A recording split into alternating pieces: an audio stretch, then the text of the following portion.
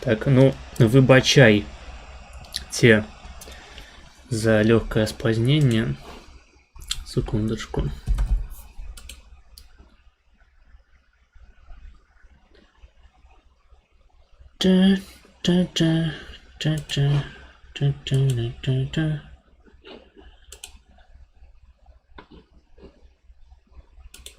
Все. Шум подавили. Так. Теперь треба пораскидывать спасылки. Напишите пакуль што наколькі добра мяне чуваць, ці не чуваць якіх-небудзь лішніх гукаў на заднім пляне. Вось, я пакуль што пораскидываю спасылачку.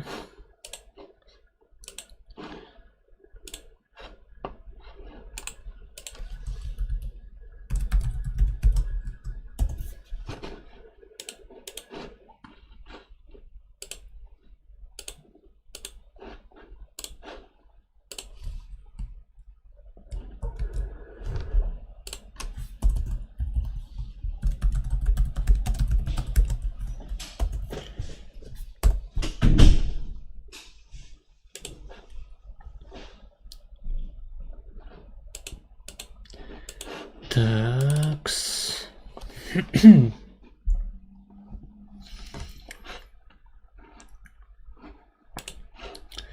Дыся.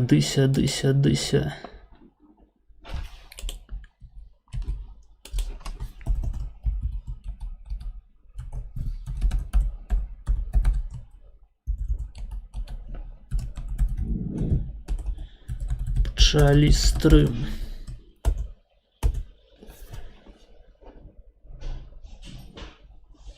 Ой, блядь! Я не ту спасылку писал, ёб вашу мать. Ой, бля. Секунду, пачакайце яшчэ. Трэба выправіць памылку, блядь. Вось. Так. Скинул спасылку на видос с Дашкевичем, блядь. Ебануться.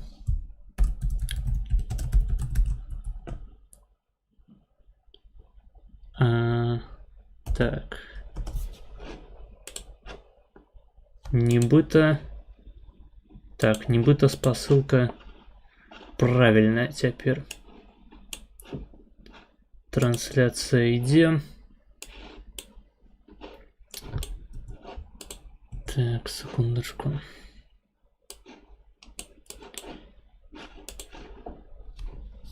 О. Так. Все, здаецца, ўсё ў парадку. Спасылка раскінутая. Вебка ўключана. Усім прывітаннічкі. Такс. Пишуць усё добра, гэта цудоўна. Ну што ж, шаноўныя жмогусы і жмонісы, вітаю вас на нашай чарговай традыцыйна-нетрадыцыйнай трансляцыі на YouTube. Вы на канале Маргінез. Я думаю, пра гэта нават і не варта казаць, все ж таки вы бачыце перад сабой прыгажэйшага маладога чалавека, а гэта азначае, што вы на правільным канале. У нас з вами сёння дзень мужика, 1 красавіка. Хто б мог падумаць, што мы, у прынцыпе, дажывем да гэтай даты. Мы, мужики, беларусы. Задавайте ваши пытаннічкі, пишите ваши паведамленнічкі у чат. Мы будем их читать, и я буду на все отказывать. Так, бачу ўжо інфу па чабуратары галоў-рэдзе Еўрарадыё. Бачу. Я не ведаю, наколькі гэта інфа, якую можна распаўсюджваць вось так спакойна. Прынамсі, некаторыя крыніцы якім можна, на мой погляд, давяраць, сцвярджаюць, што Яўген Казарцаў, здаецца, так яго завуць, працуе галоўным рэдактарам Еўрарадыё, а яшчэ ён працаваў 5 год на Спутнік і пісаў артыкулы пра айца нацыі Лукашэнку. Гэта я ведаю, так. Але мяне гэта не тое, каб здзіўляла вельмі моцна, калі я пра гэта даведаўся. Увесь чат чабуратараў, ён складаецца з такіх людзей, і там наогул такія, так бы мовіць, зачэпкі, такія спробы у падкоп пад публічных асобаў, яны ўспрымаюцца абсалютна спакойна, таму што яны і так усе адзін пра аднога ведаюць, што яны абсалютна ўсе. Хто працаваў на Спутнік расійскі, хто працаваў на Камсамольскую праўду, хто працаваў на іншыя прапагандысцкія выданні, беларускія або расійскія, так ці іначай прасоўвалі антыбеларускую павестку. Гэта акурат для беларускага інфаполя норма. Не бачу прычыны здзіўляцца, я таму і не рэпасціў нічога з гэтай інфы, таму што, сур'ёзна, чарговы беларускі дзеяч апынуўся руснявым підарасам. Як бы вы ўсё яшчэ здзіўляецеся, сур'ёзна, вось вы не іранічна, абсалютна шчыра здзіўляецеся, што так апынулася, блядь.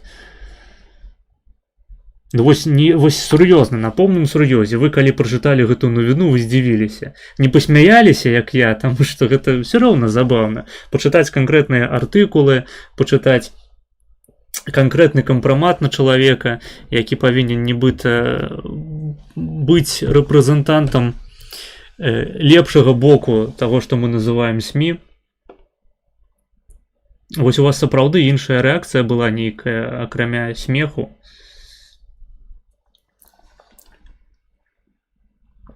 А яшчэ на Спутніку працаваў год напрамую на Russia Today і жыў на Маскве. Зноў ж такі, цябе гэта сапраўды здзіўляе. У нас велізарная колькасць апазіцыі ратавалася ад рэпрэсіяў рэжыму Лукашэнкі, збягаючы ў Маскву, або так ці іначай у Расію, таму што ў іх там ёсць сувязі, ёсць знаёмыя, якія могуць іх захаваць там у нейкім месцы на пэўны час, а потым дазволіць ім бяспечна выехаць з тэрыторыі СНД. А калі гаворка там пра якую-небудзь Агурбаш, то яна ў прынцыпе жыве ў гэты самы момант у Маскве з нейкім сваім там мужам ці нешта такое, я ўжо сам не памятаю дэталяў. Жыве ў Маскве, цудоўна сябе пачувае. Яна там хіба што толькі выехаць не можа з Расіі ці з Масквы, я ўжо таксама не магу прыгадаць дакладна. Ёсць людзі, якія змагаюцца з рэжымам Лукашэнкі з Масквы. Там свая дыяспара таксама маецца. Зноў ж такі, калі для кагосьці гэта сюрпрыз, то рэальна існуюць суполкі беларусаў у Расіі, у Маскве, якія таксама нібыта атрымаюць нейкі лэйбл апазіцыйнасці, пры тым, што яны, блядь, жывуць у Расіі. І ўсе іхныя знаёмыя і сябры гэта русня, савецкія людзі. Да ладно. Я проста сябе адчуваю зараз кэпам, таму што я выказваю нейкія абсалютна відавочныя рэчы. Не хочацца на гэтым нават засяроджваць сваю увагу. З роднога прэзідэнта я рагатаў у голас. Парагатаць гэта навіна добрая. Але вось каб рэальна здзівіцца, пачаць бугурціць, блядь, пісаць 1000 артыкулаў, 1000 сторонак навуковых артыкулаў на гэтую тэму. Я не ўяўляю сабе, як гэта магчыма, калі ты беларус. Вядома, калі ты учора нарадзіўся, ці не ведаю, там, сочыш за беларускай павесткай з-за мяжы, вось менавіта будучы грамадзянінам іншай дзяржавы, цябе гэта можа хоць неяк здзівіць. А калі ты беларус і сочыш за палітыкай, хаця б з 2020, з 2020 году, для цябе гэта не будзе адкрыццём. Значная частка апазіцыі гэта былыя супрацоўнікі Лукашэнкі, якія пры гэтым прывялі яго да ўлады.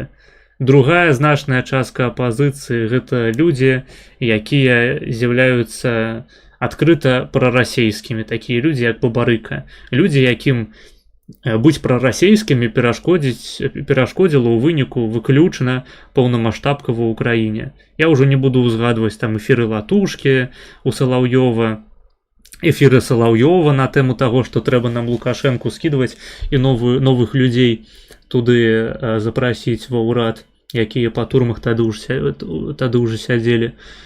Частка апазіцыі гэта проста звычайныя прыстасаванцы, якія працавалі, ну як апазіцыі, назовем гэта так, апазіцыйныя тусовачкі, правільна, таму што гэта паняцці, якія таксама трэба размяжоўваць. Частка гэта проста прыстасаванцы звычайныя, якія працавалі на БТ, на Камсамольскую праўду, на Раша Тудэй, і яны не бачаць у гэтым нічога кампраметуючага, таму што гэта норма. Зноў ж такі, чаму ў Беларусі няма інстытуту рэпутацыі, чаму людзі, якія працавалі 5 год на Спутнік, не лічацца непрымальнымі ў апазіцыйным асяроддзі. Ну дык таму што інстытут рэпутацыі, ён паўстае тады, калі ёсць публічная асоба, якая зрабіла нешта дрэннае, нешта непрымальнае, і іншая публічная асоба, якая можа тыкнуць пальцам і сказаць: вось мы з табой больш не сябруем. Вось мы з табой, блядь, кунігас, больш не сябруем. Але адкуль возьмецца гэтая публічная асоба, якая так скажа, калі абсалютна ўсе працавалі ў гэтых медыа? Проста ўсе. Вось можна паімённа чытаць прозвішчы гэтых людзей, і кожны з іх так ці іначай працаваў на дзяржаўнае выдаўніцтва. Хтосьці працаваў на Белту, хтосьці, зноў ж такі, як я ўжо сказаў, там пералічыў некалькі іншых медыавыданняў. Гэта ўсё нудна, нудна, як нерастоплены сыр. Настолькі гэта нудна, нават абмяркоўваць. Ёсць невялічкая частка апазіцыі, яе перыядычна называюць нацыянальнай, тыпу там КХП БНФ, Вольная Беларусь, вайсковыя ва ўкраіне, якія ўсё яшчэ нясуць гэты брэнд беларускі з сабой. Людзі там-сям адзінкі. Але гэта рухі, якія звычайна прыклады лічыць маргінальнымі, менавіта таму, што яны такія бескампрамісныя. Вось.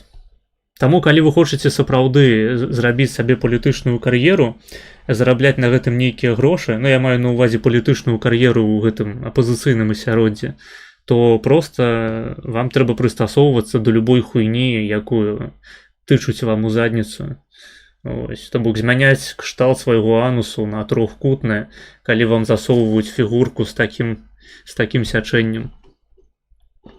А калі вы прынцыповы чалавек, калі у вас ёсць нейкія арыгінальныя думкі, ідэі, то нават не думайце савацца. Ну, хіба што вы які-небудзь мільярдэр і валодаеце неверагоднымі сродкамі, якія пакуль што з нейкай прычыны вы не рэалізавалі у палітычным жыцці, то тады можаце паспрабаваць. А калі вы проста бедны хуй, без ніхуя за сваім хуём, то просто або забудьце пра палітычную кар'еру і спрабуйце зрабіцца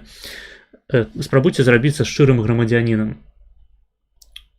Вось так.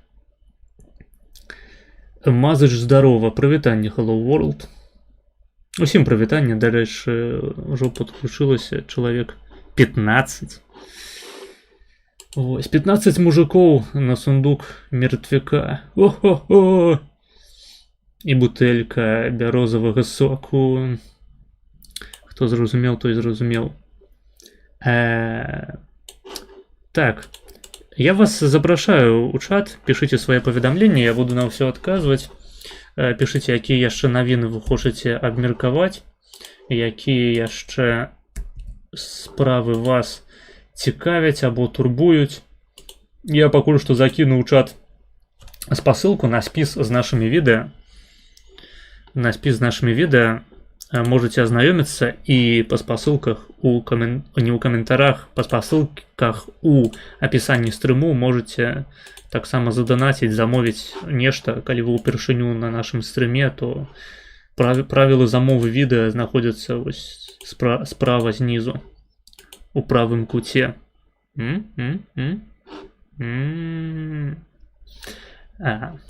Вось, донатаў я пакуль што не бачу. Але у нас ёсць замоўленыя відэа. Мы ў мінулы раз не даглядзелі відос один. Зараз я яго пастаўлю. 15 подписчиков Петрухина на месцы. Так.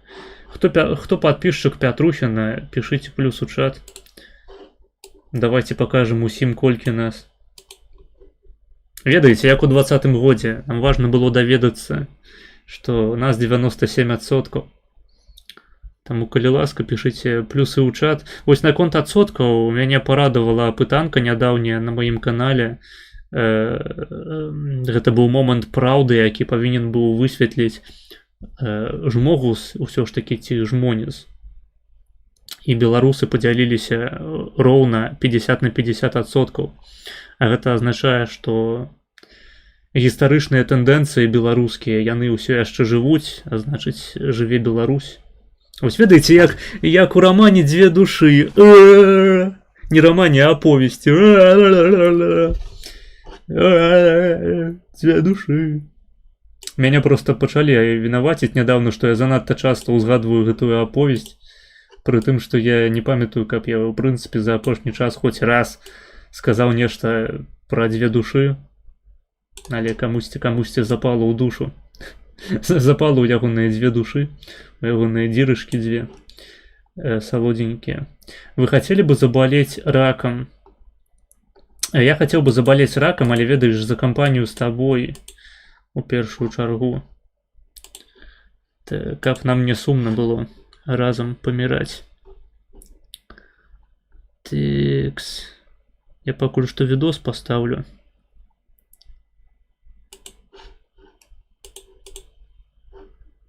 Паспрабую прынамсі.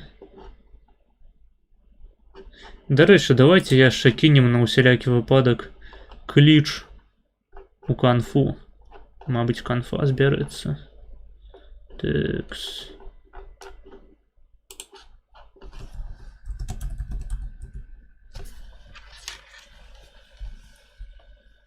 Мне здалося, ці я нешта пачуў толькі што. Я просто навушнікі зняў.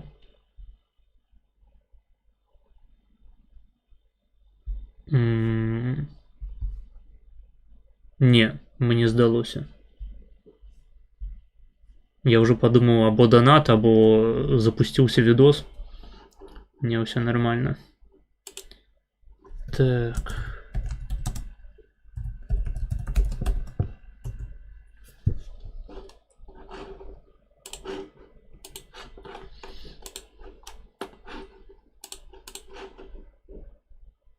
І відосик.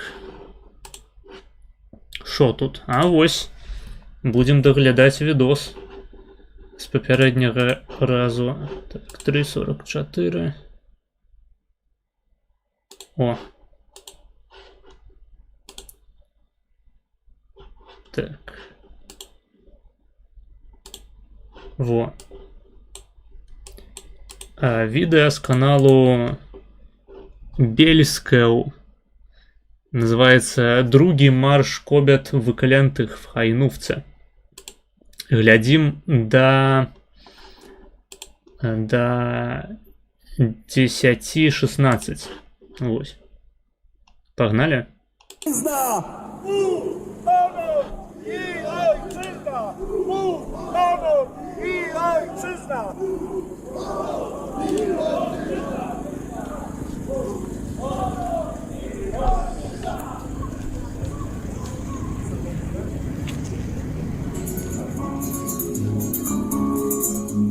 Marty Bogusie, Ireny Hanki, młode łączniczki, sanitariuszki, Качмарский грає на заднім пляні.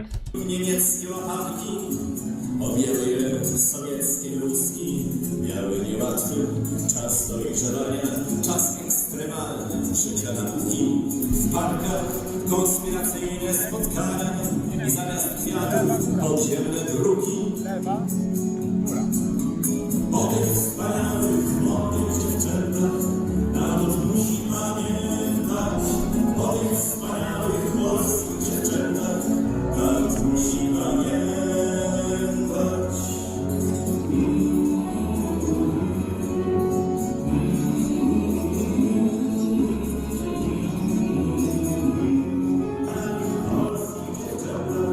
Naród musi pamiętać.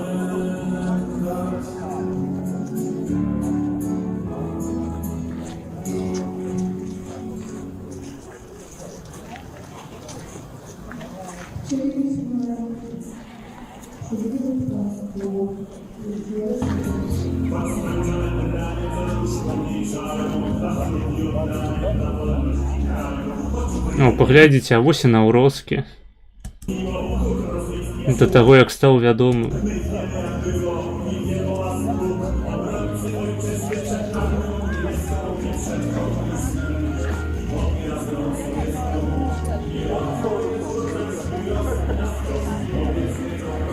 Ну, вось ізноў ж такі, колькі з гэтых людзей сапраўды ведае пра тое, што Буры у сваёй барацьбе супраць камуністаў забіў 80 чалавек, якія па ягоным меркаванні, магчыма, па якіх-небудзь гістарычных дакументах, я не гісторык, я не магу гэтую сітуацыю прааналізаваць з пункту гледжання нейкіх канкрэтных доказаў таго, што гэтыя людзі супрацоўнічалі з камунай. Так ці іначай, колькі з гэтых людзей сапраўды пра гэта ведае? Ці яны проста прыйшлі на свята нацыянальнай памяці, на свята памяці пра іхніх герояў, таму што армія краёвая, яна валодае абсалютна такім выключным статусам у польскім палітыкуме і ў польскай гістарычнай памяці. Я хацеў бы правесці аналогію з асобай Бандеры ва ўкраіне. Ну, камусьці можа яна падацца нязграбнай і абсалютна не пасуючы да сітуацыі, таму што, паглядзі, Буры забіў 80 чалавек, а, як кажуць польскія гісторыкі, на Валыні забіта было украінскімі нацыяналістамі пад 100 000 чалавек мірняку. Абсалютна ніякага дачынення не маючага з нейкім там супрацоўніцтвам. Ну, то бок гэта былі чысткі выключна па этнічнай прыкмеце. Вось. Але, зноў ж такі, калі звярнуць увагу на асобу самога Бандеры, ён-то ніякіх палякаў не забіваў, правільна? То бок палякам трэба больш рабіць акцэнт на Шухевічу, на ўсялякіх такіх асобах, якія рэальна мэтанакіравана спецыяльна знішчалі польскі народ у той час, калі Бандера проста сядзеў у турме. Зноў ж такі, я не праважу тут абсалютнай аналогіі, але значная частка людзей, якая ўсхваляе што Бандеру, што Шухевіча, не мае ніякага паняцця аб тым, чым яны насамрэч у сваім жыцці займаліся. У адрозненні, скажам, ад расейцаў, таму што расейцы, калі ўзгадваюць таго ж Сталіна і просяць, каб ён зноў прыйшоў і трахнуў іх у іхныя салёныя задніцы, яны маюць на ўвазе менавіта тое, што Сталін прыйдзе і пачне масава хуярыць людзей за анекдоты. То бок, ну, трэба такія рэчы разумець, на мой погляд, трэба іх адасабляць. І калі вы беларусы, то не крыўдзіцца, не плакаць, што палякі ідуць з плакатамі ў гонар Бурага, і што яны пасля гэтага абураюцца яшчэ на украінцаў, якія ставяць помнікі Бандеры. Дарэчы, наколькі я памятаю, помнікаў Бандеры ва ўсёй Украіне іх каля 8 штук, то бок гэта мізер.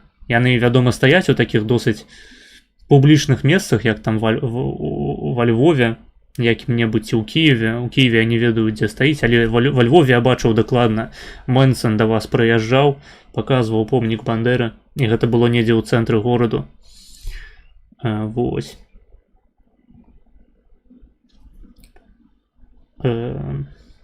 Не крыўдзіся просто, ну, у людзей ёсць свае асаблівыя нацыянальныя святы, свае спосабы іх святкаваць. Зноў ж такі, галоўны аспект павінен заключацца ў тым, каб матэрыяльныя рэчы, матэрыяльныя усялякія працэдуры, такія як вось у выпадку з Украінай, эксгумацыя ахвяраў валынскай рызаніны, павінны быць выкананы для таго, каб Рашка не магла разганяць прапаганду, якая б аддзяляла краіны умоўнага такога усходнееўрапейскага клястару паміж сабой.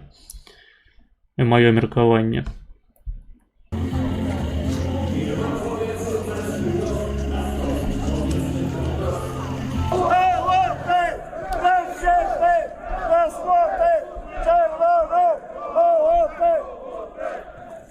Jeszcze raz, ale głośniej!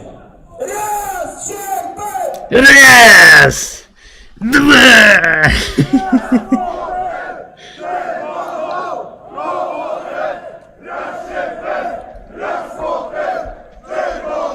Кончил и лег спать. Lówka o was pamięta!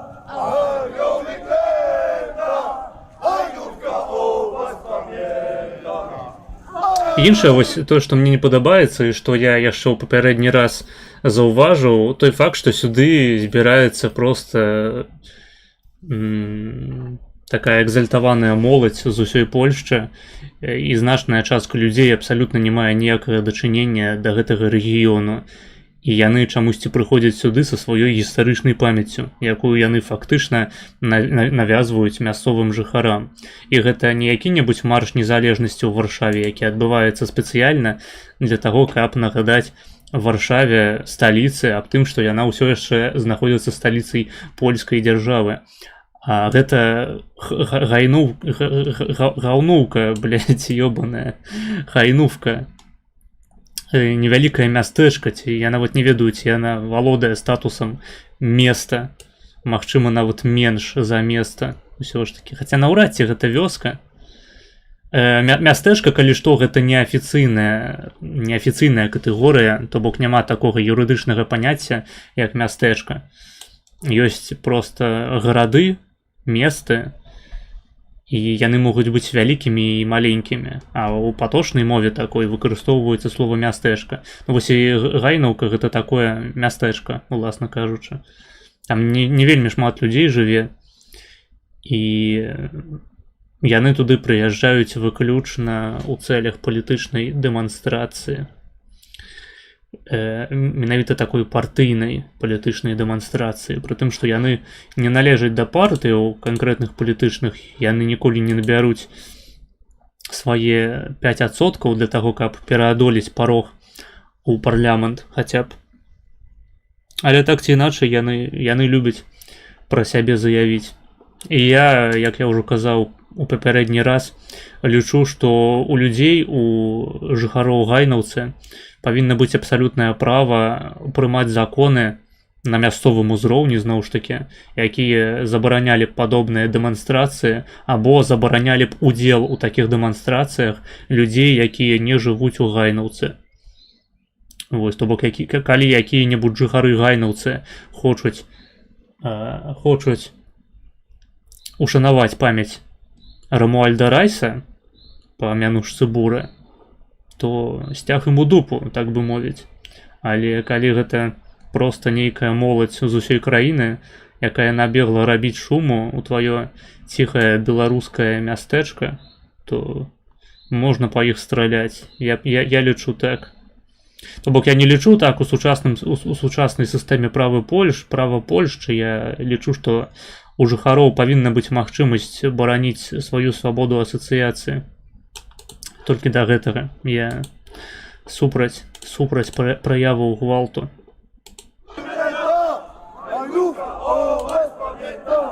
Aniołek gleba,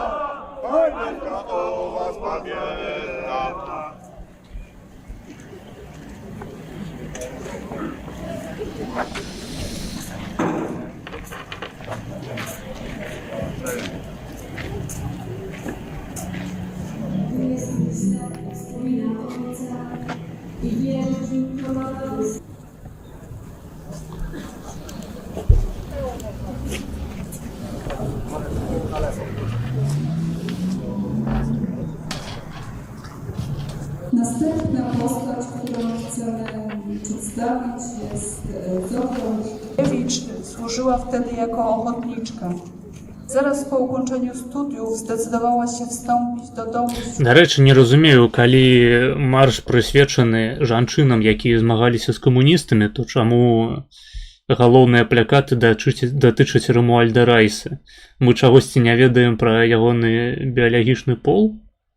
Ці ў яго быў нейкі асаблівы, уласцівы яму аднаму гендер? Няясна. Ці, мабыць, назва гэтага відэа мяне мыліць. Miłosierdzia świętego Wincenta a Paulo w Krakowie. Już jako postulantka odbyła wiele zagranicznych podróży, m.in. do Paryża, gdzie uzyskała dyplom Wyższej Szkoły Pielęgniarskiej. W okresie międzywojennym poświęciła się medycynie, pracując na polecenie przełożonych jako dyrektorka Szkoły Pielęgniarskiej przy Szpitalu Powszechnym w Lwowie.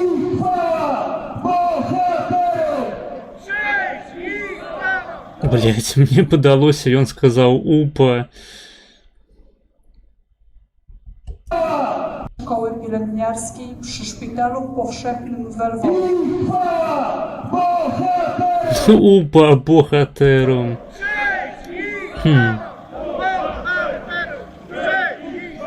Гэта не я сказаў, гэта ўсе яны.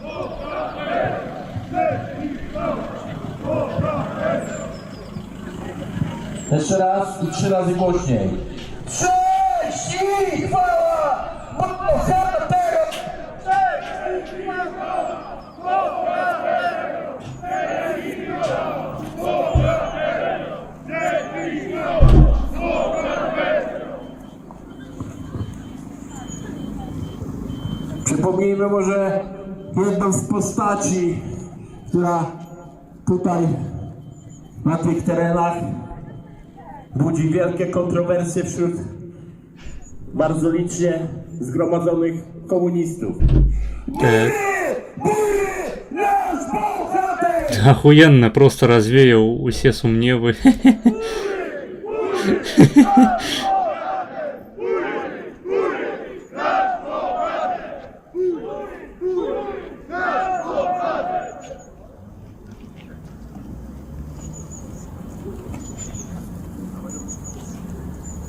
Armio wyklęta, hajdówka o was pamięta! Armio wyklęta, hajdówka o was pamięta! Armio wyklęta, hajdówka o was pamięta! Armio wyklęta, hajdówka o was pamięta!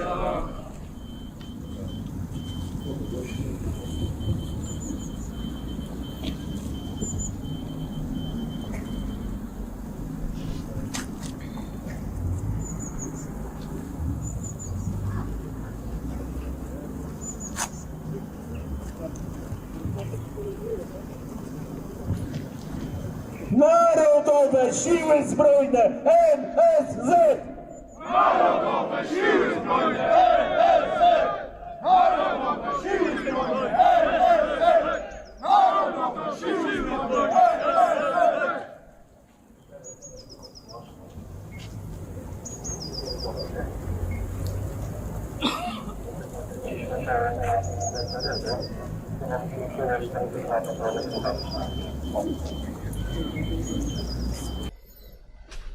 Доглядзелі до конца з таго, што было замоўлена.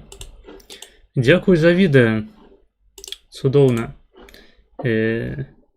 Вельмі важна было замовіць адразу 2 у шэраг, каб мы паглядзелі на гэтыя добрыя твары польскіх нацыстаў. Текс.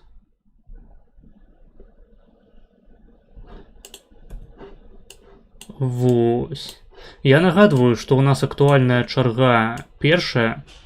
Вось, у нас тут адзін чалавек, які падпісаны на ўзроўні неўраманарха на Патрыёне, накапіўшы капітал, так бы мовіць, вось, у памеры 40 еўра/даляраў, замовіў парышку відэа нам па першай чарзе. Вось, каб мы не сумавалі. Таму, калі хтосьці хоча прасунуць сваё відэа ўжо прямо зараз, каб мы яго паглядзелі, то бок вось менавіта на гэтым стрыме, я раю данаціць па другой. Ну вось, актуальная першая, але калі вы хочаце нешта глянуць прямо цяпер, данатьце па другой, таму што у нас з вами відосы там на 1,5 гадзіны кожны.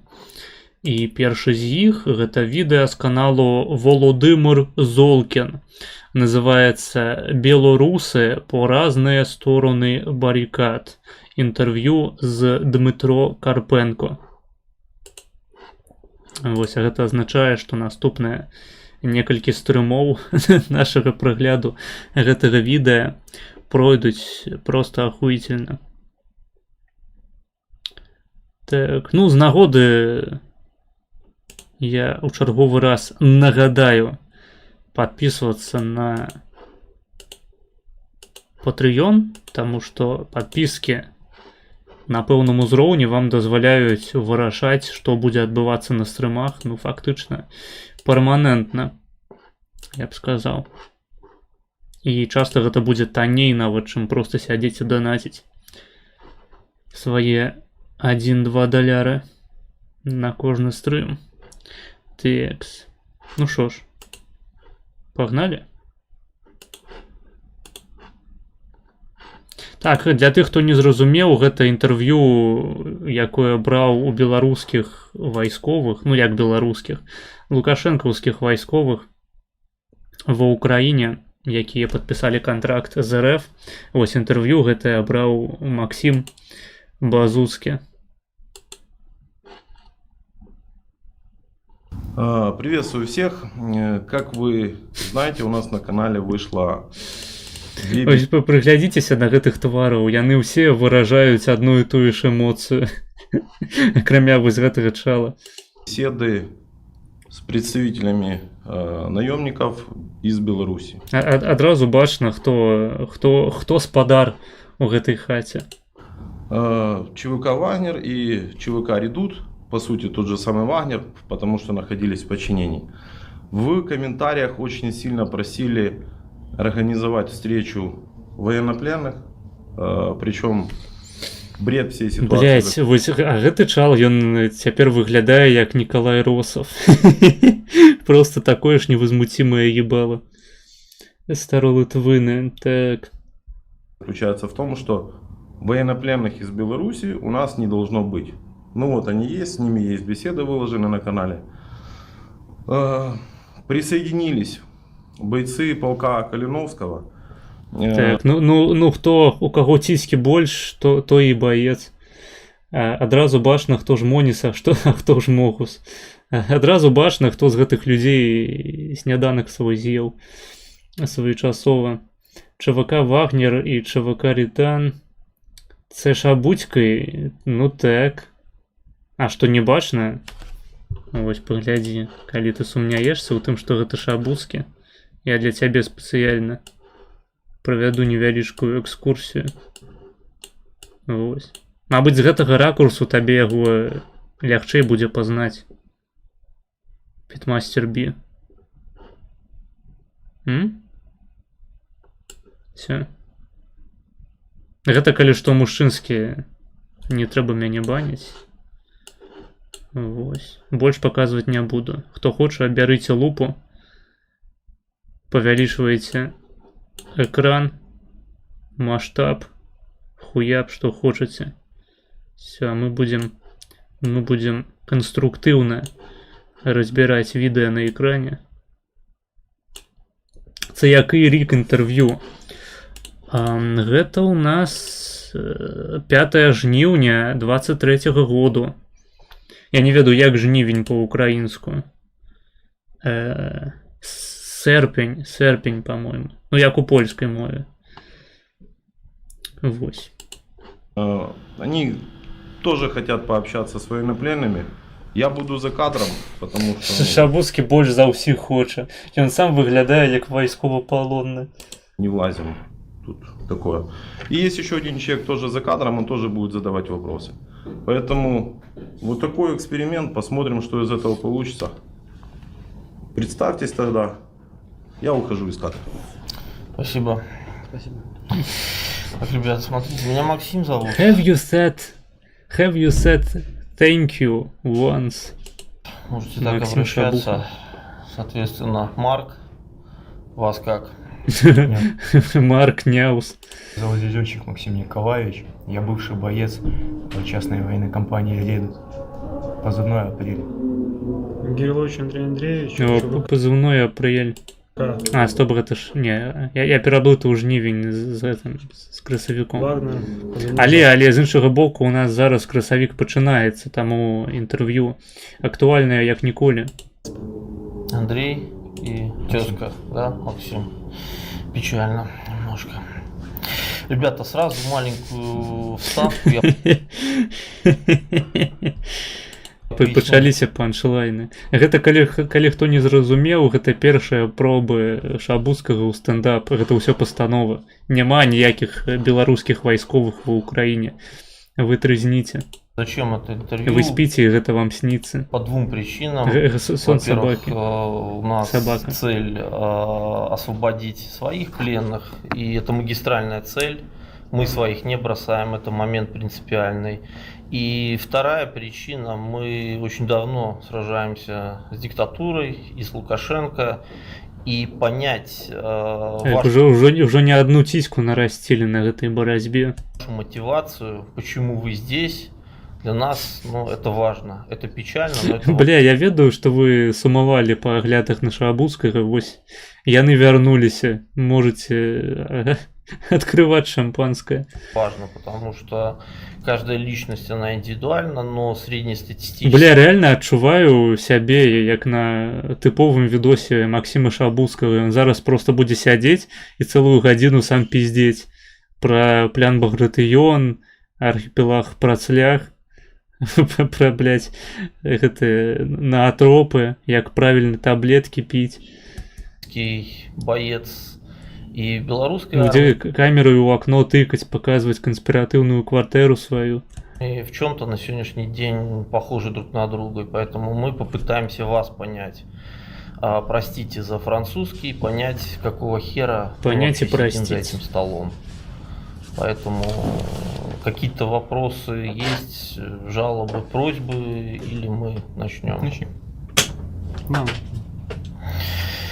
В двух словах, буквально, может, каждый в двух словах короткую фабулу, свою историю. Как вы вообще оказались за этим столом?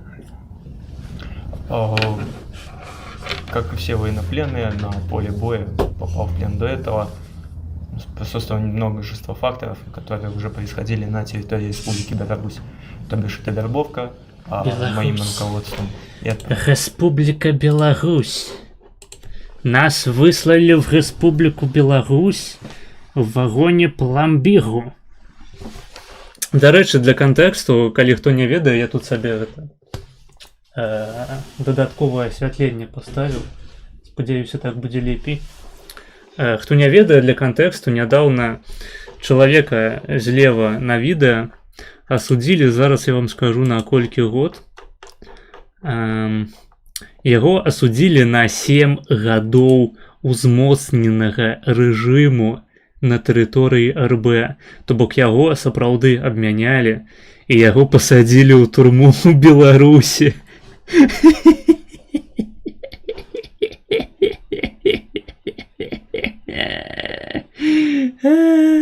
Блять, які гой, просто уявіце сабе. Вы подписываете контракт з Рашкой, будучи беларусам. Ну, як бы маючы ўсе шансы не ўдзельнічаць у гэтай вайне, но прынамсі напрамую. ты подписываешь контракт з міністэрствам як это у іх называецца, міністэрства, карацей, з вайсковым іхнім міністэрствам, подписываешь контракт, ідзеш у ЧВК уебан, потым на тэрыторыі Украіны ты трапляеш у палон, таму што ты хуй з гары ніколі не ваяваў і просто чорт лысы, блядь, з бародкай, з ебалам Мікалая Росава, велізарнейшага, велічэйшага гісторыка у гісторыі.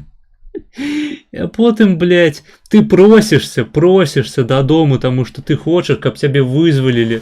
Вызваліце мяне, калі ласка, з гэтага палону. Я не магу сябе тут добра адчуваць. Хачу да бацькоў, хачу да сям'і, хачу да сяброў, хачу на сваю радзіму, дадому. І тваё жаданне, яно сапраўды ў чарговы раз спаўняецца. Вось ведаеце, будьце асцярожныя са сваімі жаданнямі. Спачатку ён хацеў на вайну, яго ўзялі на вайну. Ён патрапіў у палон. Потым ён хацеў выйсці з палону, патрапіць дадому. Ён выйшаў з палону, патрапіў дадому. Але ёсць невялічкі нюанс. Калі ён патрапіў дадому, калі ён уехаў на тэрыторыі Беларусі, яго затрымалі і пасадзілі на 7 год узмоцненага рэжыму, блядь.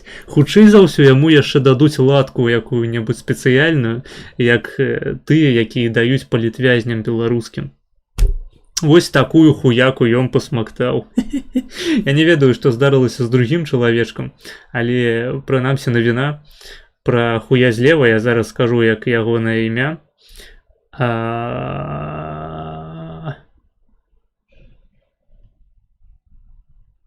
Максім Зязюльчык.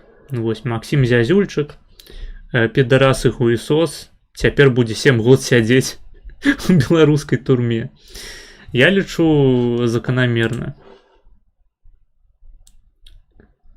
Так, давайте далее. Вербовка, давай сначала. У тебя сразу, ты служил срочную службу в Беларуси, правильно понимаю? Где? В 103-й гвардейской отдельной воздушно-десантной бригаде. То бок ён усё ж таки служил. Витебская, да, это которая? Так. Терминовку. А потом после этого? После этого подписал контракт с 5-й отдельной бригадой специального назначения. Марина Горка. Да. Вот я тоже когда-то там... То бок ён усё ж таки вайсковы. После.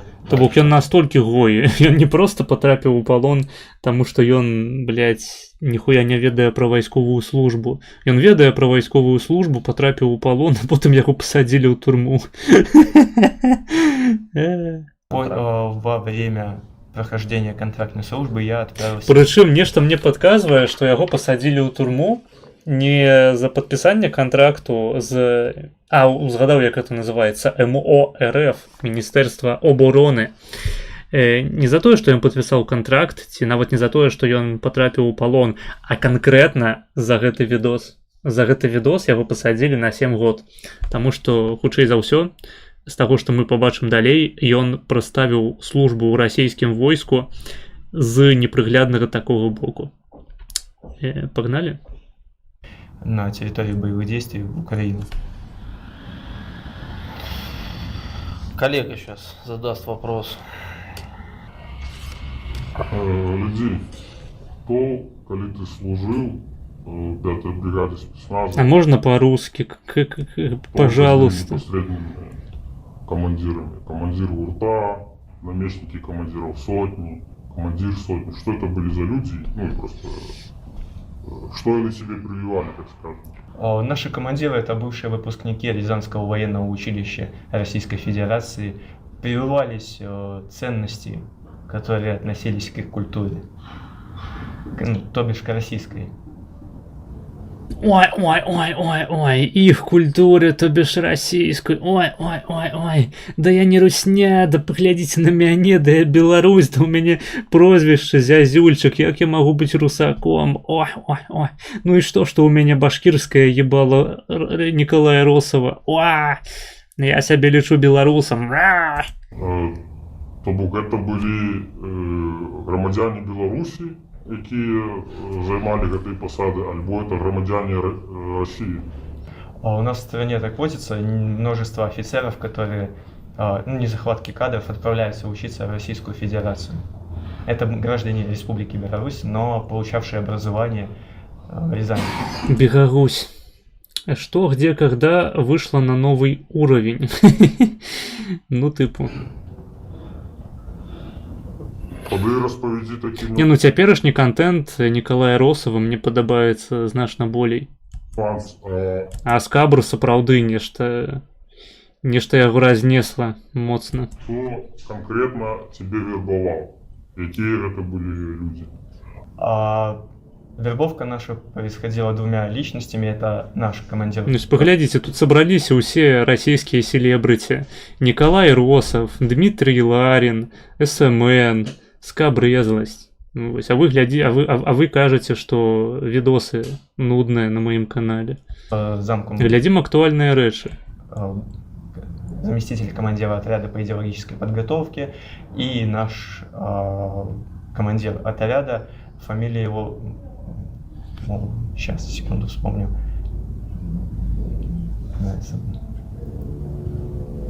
Маза, ты б хотел застримить с Шабом? Да я не супраць з ім застримить, я думаю, что ён сам не пойдзе. Борис Крюк.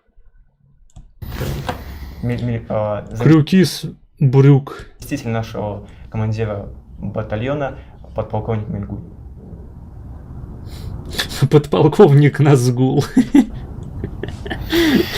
двух словах. Смотри, я понимаю, давай простыми категориями. У нас в аудитории не все военные. Простыми категориями. Ты солдат белорусской армии. Блять, да? какие вайбы с канала контракт. Шабухи, я ебал. И ты каким образом вообще оказываешься в ЧВК? Как это технически происходит? Ну, простыми словами для людей, которые далеки от... Я понял суть вопроса. Полностью вся линия мне неизвестна в связи с моим маленьким уровнем Пенисом. должности. Но первоначально формировались группы, которые должны были действовать на территории Республики Беларусь, а участие в специальной военной операции не должны были применяться. То бишь, допустим, предполагалось возможным, если какой-то в будущем будут митинги, эти люди вбрасывались в толпу.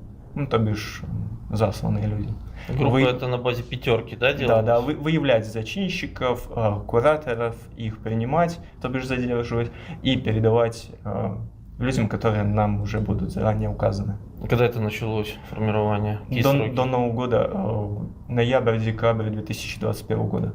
2021 это уже после событий 9 августа. Да. А другие группы слышал вообще? Или ты только по... Я знаю только о двух группах, которые формировались. На тот Я знаю только группу ИИИ. момент это были как На чем две вы группы с кажете? одной задачей. В дальнейшем их задачи были разные. Окей. Сформированы группы, разгонять толпу. Не Дальше. разгонять, а Ну, суть внедряться. понятна технически. Так дальше. Я не очень понял, как из этого вы пришли. Нам начали давать более качественную подготовку на базе нашей 5-й бригады. Были вызваны инструктора, которые в ускоренном порядке давали более качественное образование в сфере тактики специальной подготовки, медицины и прочей, корректировка, топография, ну и полные военные заморочки. Топография для того, чтобы работать в толпе. Или я что-то не На понимаю? тот момент мы Толпография. еще, военный должен это знать. Хорошо, дальше. В дальнейшем эти группы были переквалифицированы. Одна, это мы уже узнали ближе к отправке, мы не знали, что еще будет отправка. Это был май месяц. Год. 22 год. Это первая группа была сформирована для заброски на территорию Российской Федерации для проведения диверсионных действий, связанных с подрывами узлов поставок железнодорожным путем технікі, вооружения. Насамрэч, любы чалавек, які мае дачыненне да монтажу, разумее, што гэта ўсё фотошоп. Паглядзіце, іх спецыяльна нават раздзялілі такім белым слупом, каб можна было уставляць абсалютна любыя рэплікі. Іх записывалі ў розныя часы дня. Вось бачыце, гэта ўсё не па-сапраўднаму. Тут задаваліся абсалютна іншыя пытанні, і былі дадзеныя на іх абсалютна іншыя адказы, а потым склеілі проста і выставілі гэта нібыта два чалавека злева, гэта тупыя руснявыя підарасы. Вось. І не сорамна гэтым Золкіным. Прапаганда, псыёб. На территории Российской на территории Федерации. Российской Федерации. И как это подносилось командирами? Ну давай простыми категориями, это я без не могу военной сказать, потому терминологии. что я не состоял в той группе. А вообще вопросы не возникали? Ну, типа Нет. Россия, союзник, там вот Нет. такие вопросы, смысловые, там не было Нет, не такого? возникало. То есть ты просто солдат, который выполняет приказ. Ну, если вам так удобно, да. А ты понимаешь, что на уровне своей внутренней какой-то химии ты можешь отделить правильный приказ от неправильного? Ну, изнасиловать ребенка, Это неправильный приказ. зайти на территорию другого государства и уничтожать детей. А зайти на территорию другого государства, уничтожения детей нет. То есть вот так вот. Ну ты понимаешь, да? Ты видел, наверное, немножко что, да? Да, я много чего тут видел. понимаешь. Как ты в ЧВК оказался? Когда подходила к концу наша подготовка, это май-июнь месяц 22 года, нам была предоставлена нашим заместителем командира бригады Фамилию помнишь? Смолкин. Им было предоставлено указания по нашим действиям, как мы будем действовать в дальнейшем, и были отправлены в частные военные компании. Наша задача состояла в том, о передаче позиции Российской Федерации, так уже сказать, на нуле, то бишь в Украине. Попробуй своими словами, зачем это нужно? Игра на двух стульях. То есть Лукашенко пытается контролировать ситуацию, которая происходит в Вагнере, Ігра на двох стульях. подстраховать. Як ви думаєте, у яку гульню можна гуляти на двох креслах? Напишите свои варианты в чат. Не дай Да. бог. Такие не очень союзнические, да, обязательства. Как ты в плен попал? В плен я попал был подстрелян 19 сентября, в плен попал 23 сентября. Ну, Шабуцкі нейкі зусім не вясёлы, бубніць пад нос, нават эмацыйна, так ведаеце, інтанацыі, невылучанае пытанне як пытанне. Я б вось на месцы Николая Росова перапытваў кожны раз проста, ці ён сапраўды задаў пытанне, ці проста нешта піздануў сабе пад нос, а я не пачуў. 2 года.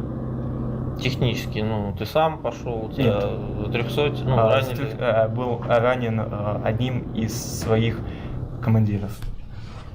Случайно? Нет, специально. Расскажи-ка. Ну, это уже специфика Так. Вагнера, я понимаю. Специфика ЧВК. Там, Это да? была специфика одного человека на тот момент.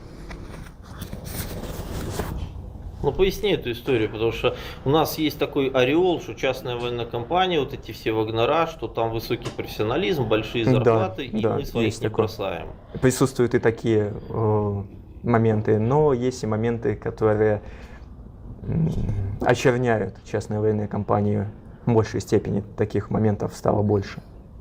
Я прошу прощения за мой французский, но эпитет «очерняю» здесь не подходит. Здесь подходит эпитет, когда тебя стреляет твой командир. Да. Мы ніколі не даведаемся, што гэта было за слово. Чем? Ну, У нас были Эх. с ним сугубо личные розни. Данный командир, позывной его Боча, на данный момент уже Борщ. составляет в списке 200-х, то бишь погиб. Он прибыл к нам в подразделение. Каб перамагчы чалавека з пазыўным борщ, патрэбны антыборщ. Из частной военной компании Вагнера. По мотивам, там, как он объяснил, не договорился с командованием о повышении. Он был переведен, или он сам перешел, этого я уже не знаю, в подразделение 60-го МСБ ветераны. В дальнейшем у нас были розголосы с ним, он как боец не особо подготовленный. То бишь он мог что-то сделать, но это было очень некачественно. И он хотел занять высшую должность.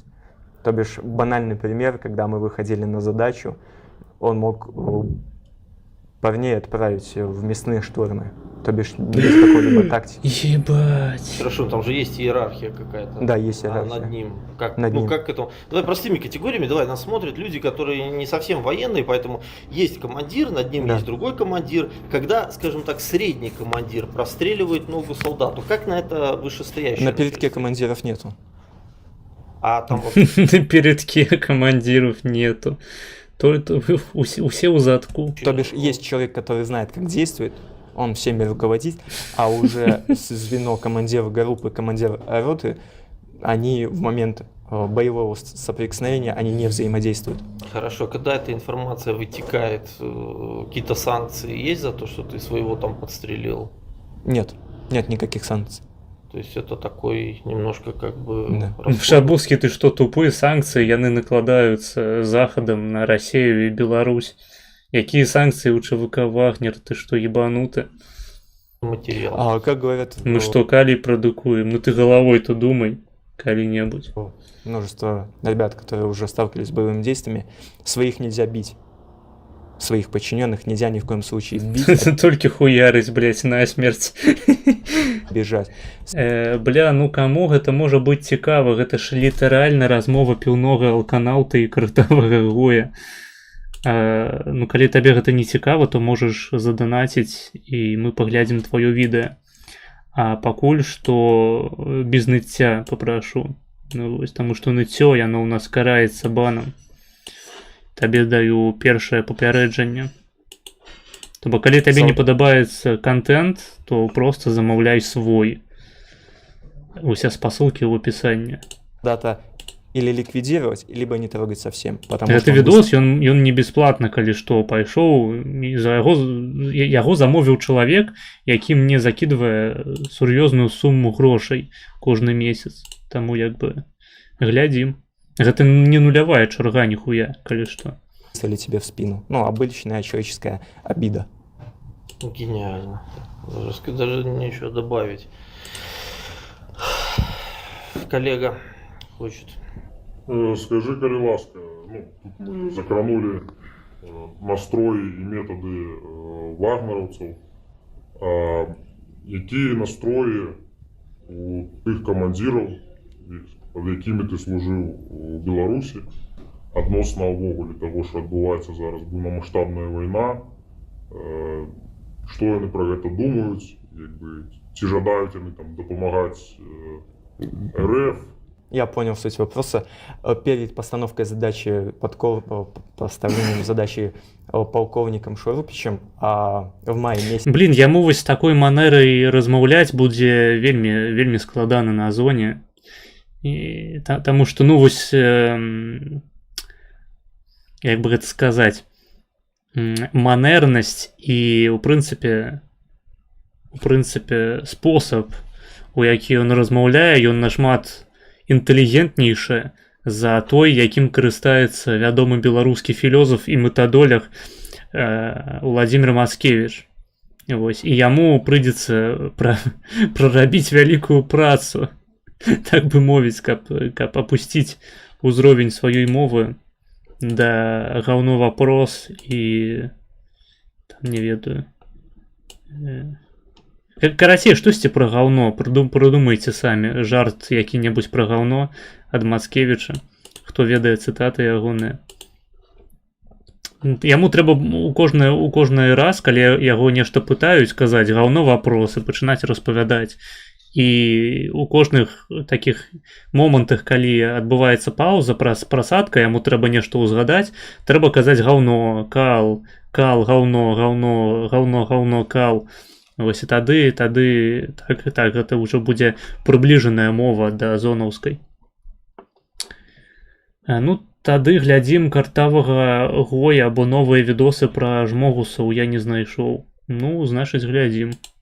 С 22 года происходило обмывание ордена, на котором присутствовал Трэба казаць адмыванне ад гаўна. Гаўно. Там был один подполковник, фамилия его Смолкин. В нетрезвом состоянии он сказал то, что почему не пускают наших военных Змолкин на территорию Украины. Мы тоже можем чего показать, и ну, видно по человеку то, что он рвется к власти.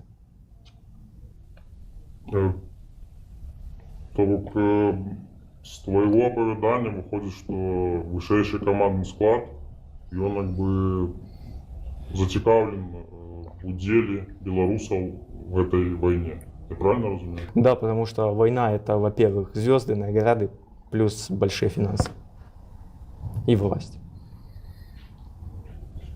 Тоді банальне чоловіче питання. А вони думають, що вони зароблять якусь зорочку на війні, а за це, умовно, там, да не сотні, там, тисячі, а може і десятки тисяч білорусів, які з'являються їхніми подначальними, загинуть, стануть калеками, ну, и они такими категориями не разважают. Это вам вопрос, скорее всего, нужно задать напрямую ему. Я не смогу ответить на это. Тогда тот же вопрос, но более простыми категориями. Коль мы уже тему эту затронули, это отдельная тема. Смотри, понятно, что ты находишься в плену, и поэтому где-то ты играешь, где-то ты немножко привираешь, чтобы себя спасти, это нормально. Все мы, наверное, так бы делали. Но ты скажи, с точки зрения общего восприятия. Я понимаю, 14-й год война, я понимаю, Крым взяли там, вы без выстрела фактически. Я понимаю. Максим, я бы на твоем месте поосторожнейшел. Окей, все это понятно, но сейчас... Ну, Крым-то забрать, это яшчэ ладно, там Бімбас расхуярить, это яшчэ куды не шло, але полномасштабная война, вы что, ёбнулись? С точки зрения того, что происходит. Вторая армия мира входит в нищую, спитую, бандеровскую, фашистскую Украину. И, блядь, что оказывается по факту? Единственный областной центр, который взяли, Херсон, отбили. Так удары наносятся уже не только по Керченскому мосту, удары наносятся вот вчера, Москва-Сити бомбят. Слышал. Скажи, а нет просто на уровне вот внутреннего ощущения, что немножко как бы обосрались и Путин со своими имперскими, на уровне внутреннего, потому что вот этот вот долб***, который происходит, отсутствие нормального оружия, взаимодействие между войсками, все то, что происходит, зэки, которых тысячами гонят, десятками тысяч на убой, это ведь не армия вторая, ведь не это было. Бля, насамрэч Шабуцкі гэта ідэальны гость на стрым, таму што яму дастаткова сказаць одно слово, і ён будзе сядзець пиздзець 1,5 гадзіны сам. На парадах там были новые. Яму рэальна просто вось можна штучны інтэлект паставіць на суразмоўцу, ён будзе высірацца сядзець без перапынку. Которых, да, до сих пор, наверное, ни одной нет на фронте. Была одна. Одна была, да. Великолепно. Значит, победа близка. У тебя нет просто ощущения, что... И как вот у солдат... Ну, такая, слухай, в... Шабуцкі, а што калі яны ўжо перамаглі? Вось, вядома, не на поле бітвы, а ў іхняй галаве, але ўсё ж такі яны, магчыма, ўжо перамаглі. Разглядаў ты такі варыянт? ВК вообще, ну, нет ощущения, что, бля, Россия проигрывает эту войну. Я могу сказать только о том промежутке времени, который я принимал в боевых действиях, и до момента попадания в плен, потому что после сентября действительно много чего изменилось. На тот момент наше командование действовало грамотно, более-менее грамотно. У нас не было затруднений с боеприпасами, продовольствием, амуницией, с командованием. Ён думае, што гэта звязана з тым, грамотна ці неграмотна кіруе імі іхняе камандаванне. Не з тым, што Расія гэта проста рашка-парашка, у якой нармальна жыць можна толькі ў Маскве, а ўся іншая краіна, яна задыхаецца, блядь, ад гаўна, жывучы ў бараках на 2 паверхі.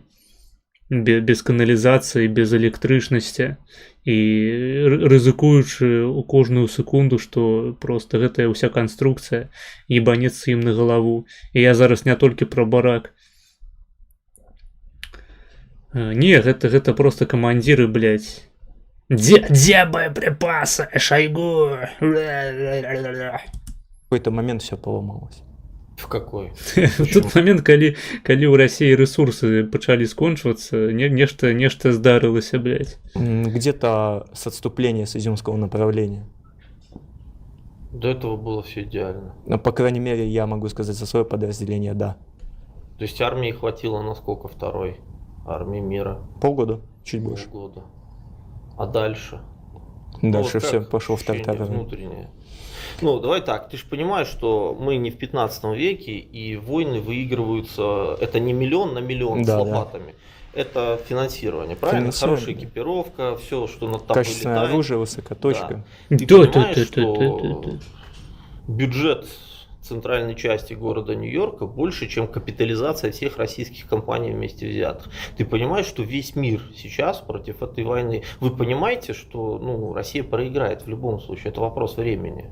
Есть вообще внутреннее это ощущение? Не на камеру, тут никто за это не будет пить. Оно просто нет ощущения, что у них не ресурсно-сырьевая база, газовые трубы уже молчат, Ямал молчит, нефтепровод, газопровод Дружба это молчит, газ не поступает. Европа готовится Великий Советский Союз. Триллионы долларов идут помощи, и никто не собирается останавливаться. Одна Венгрия там что-то где-то говорит. Нет просто ощущения, что это как бы конец вообще истории совковой, вот этой путинской. Я не думаю, что для кого-то это будет новостью, то, что европейские вооруженные силы и вообще в целом блок НАТО, он стоит сейчас на первом месте по подготовке, по вооружению. Он помогает вооруженным силам Украины. Год помогает. То бишь, если действительно западный мир хочет, чтобы эта война заканчивалась, они это делают слишком медленно. Лично меня это наталкивает на мысль, что не все так однозначно. Размова кудысьці ў бок дайшла, то бок Шабуцкі добра пачаў, потым зліў неяк усё гэта ў тое, што вось увесь свет супраць гэтай вайны. Я дапускаю, што абсалютна не ўвесь свет супраць гэтай вайны. Кітаю, напрыклад, не тое, каб гэтая вайна не карысная, яна уводзіць рашку ўсё глыбей і глыбей у іхнюю палітычную і эканамічную арбіту. Якая-небудзь Паўночная Карэя, краіны трэцяга свету, яны ўсе кляскаюць у далоне. Ім-то ахуительна. І нават у заходніх краінах, у цывілізаваных краінах ёсць свае палітычныя групоўкі, якія хацелі б дамовіцца з Расіяй, каб далей з ёй рабіць грошы і забіць хуй на Украіну. Сэнсоўная ад Шабуцкага была фраза аб тым, што ў Расіі проста ўжо грошай няма, каб забяспечваць гэты фронт. Не тое, каб грошай няма на тое, каб весці вайну, таму што мясам закідваць заўсёды ёсць варыянт. Грошай няма ў тым сэнсе, каб скончыць ўсё ж такі гэтую вайну паспяхова. І праблема тут не ў кепскім камандаванні, праблема не ў тым, што ёсць вайсковыя, якія крадуць правізію і згружаюць кудысьці на свае дачы. Проста гэтай правізіі няма ніхуя. А тое, што ёсць, хто глядзеў агляды, дарэчы, на расійскія сухпайкі, зразумее, што гэты кавал есці немагчыма. Не, тут ужо хутчэй, у беларускую турму пойдзеш сядзець, чым у чарговы раз есці гэты, кал намазаны на сухарці, як гэтае печыва называецца вайсковае, я забыў. Не, у пизду лепей 7 год строгача у Беларуси. Медленно я тебе поясню, потому что вы немножко все-таки, я уже мы видите, оба белорусы, но я пожил в демократическом мире, и там, где демократия, там нет такого, когда один пахан колхозный приходит и дает решение. Там очень много согласования, бюджета, отчетности, парламент, там это не так работает. Когда и гэта таксама, хаця паўтаруся, зноў ж такі у палітычных колах па ўсім свеце, нават краінаў, якія фармальна падтрымліваюць Украіну, ёсць дохуя людзей, якім гэта не падабаецца, якія хацелі б дапамагаць Украіне менш. І я не тое, каб адкрываю зараз нейкую таямніцу, гэта ўсім відавочна. Галеты, вось кал намазаны на галету апынуўся горшым за 7 год строгага рэжыму, ці як гэта называецца, узмоцненага рэжыму у беларускай турме. Вось и думаете. Войну начать, поэтому это долго. Хотя тут хутчэй сядзець у беларускай турме было абрана у альтэрнатыву да таго, каб заставацца ў палоне, але ладно, гэта похуй. Поэтому исключительно вот эта причина, потому что очень много ступеней согласования. Скажите, друзья. Гэта не зусім похуй, але вы разумееце, што чалавек, які прымае падобнае рашэнне, не вельмі сябруе з галавой.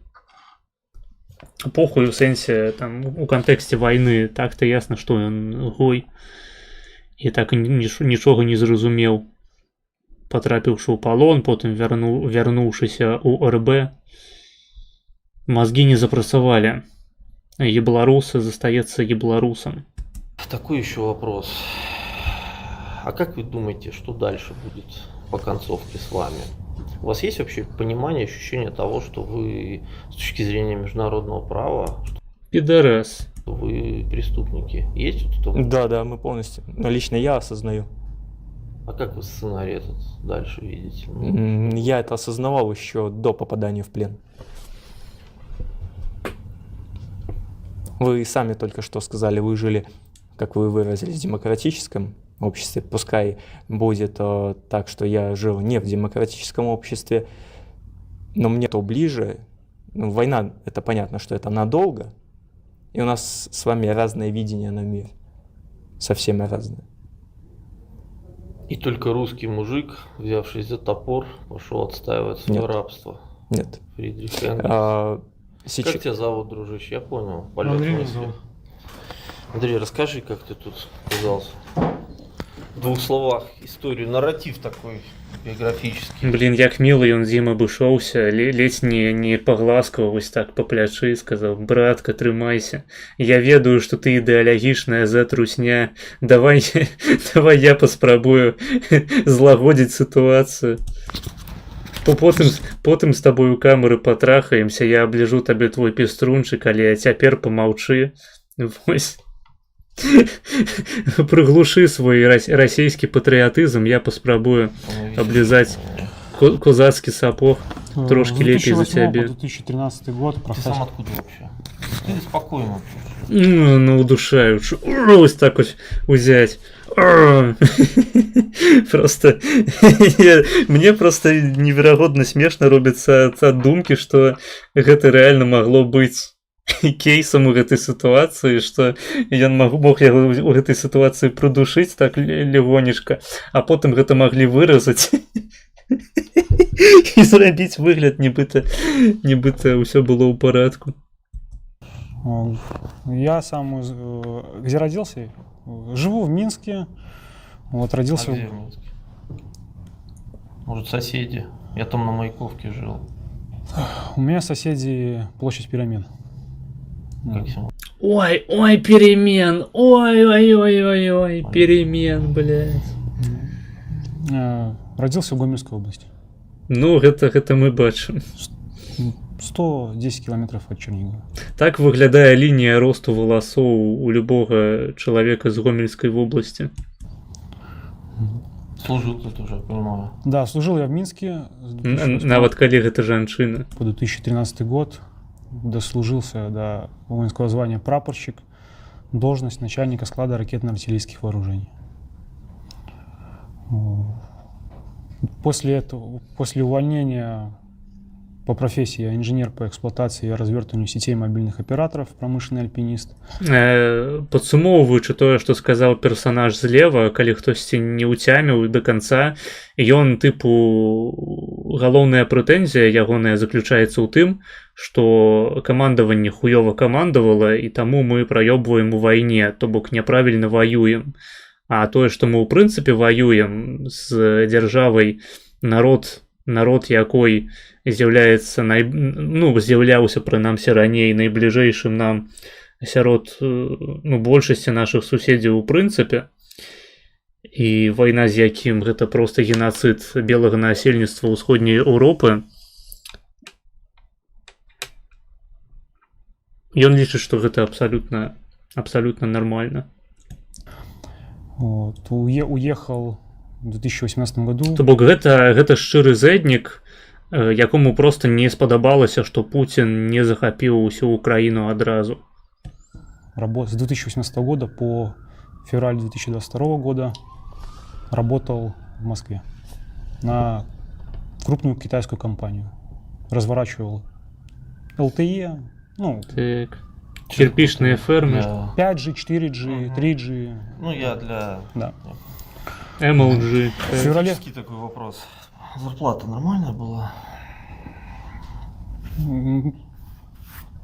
По белорусским меркам очень хорошая.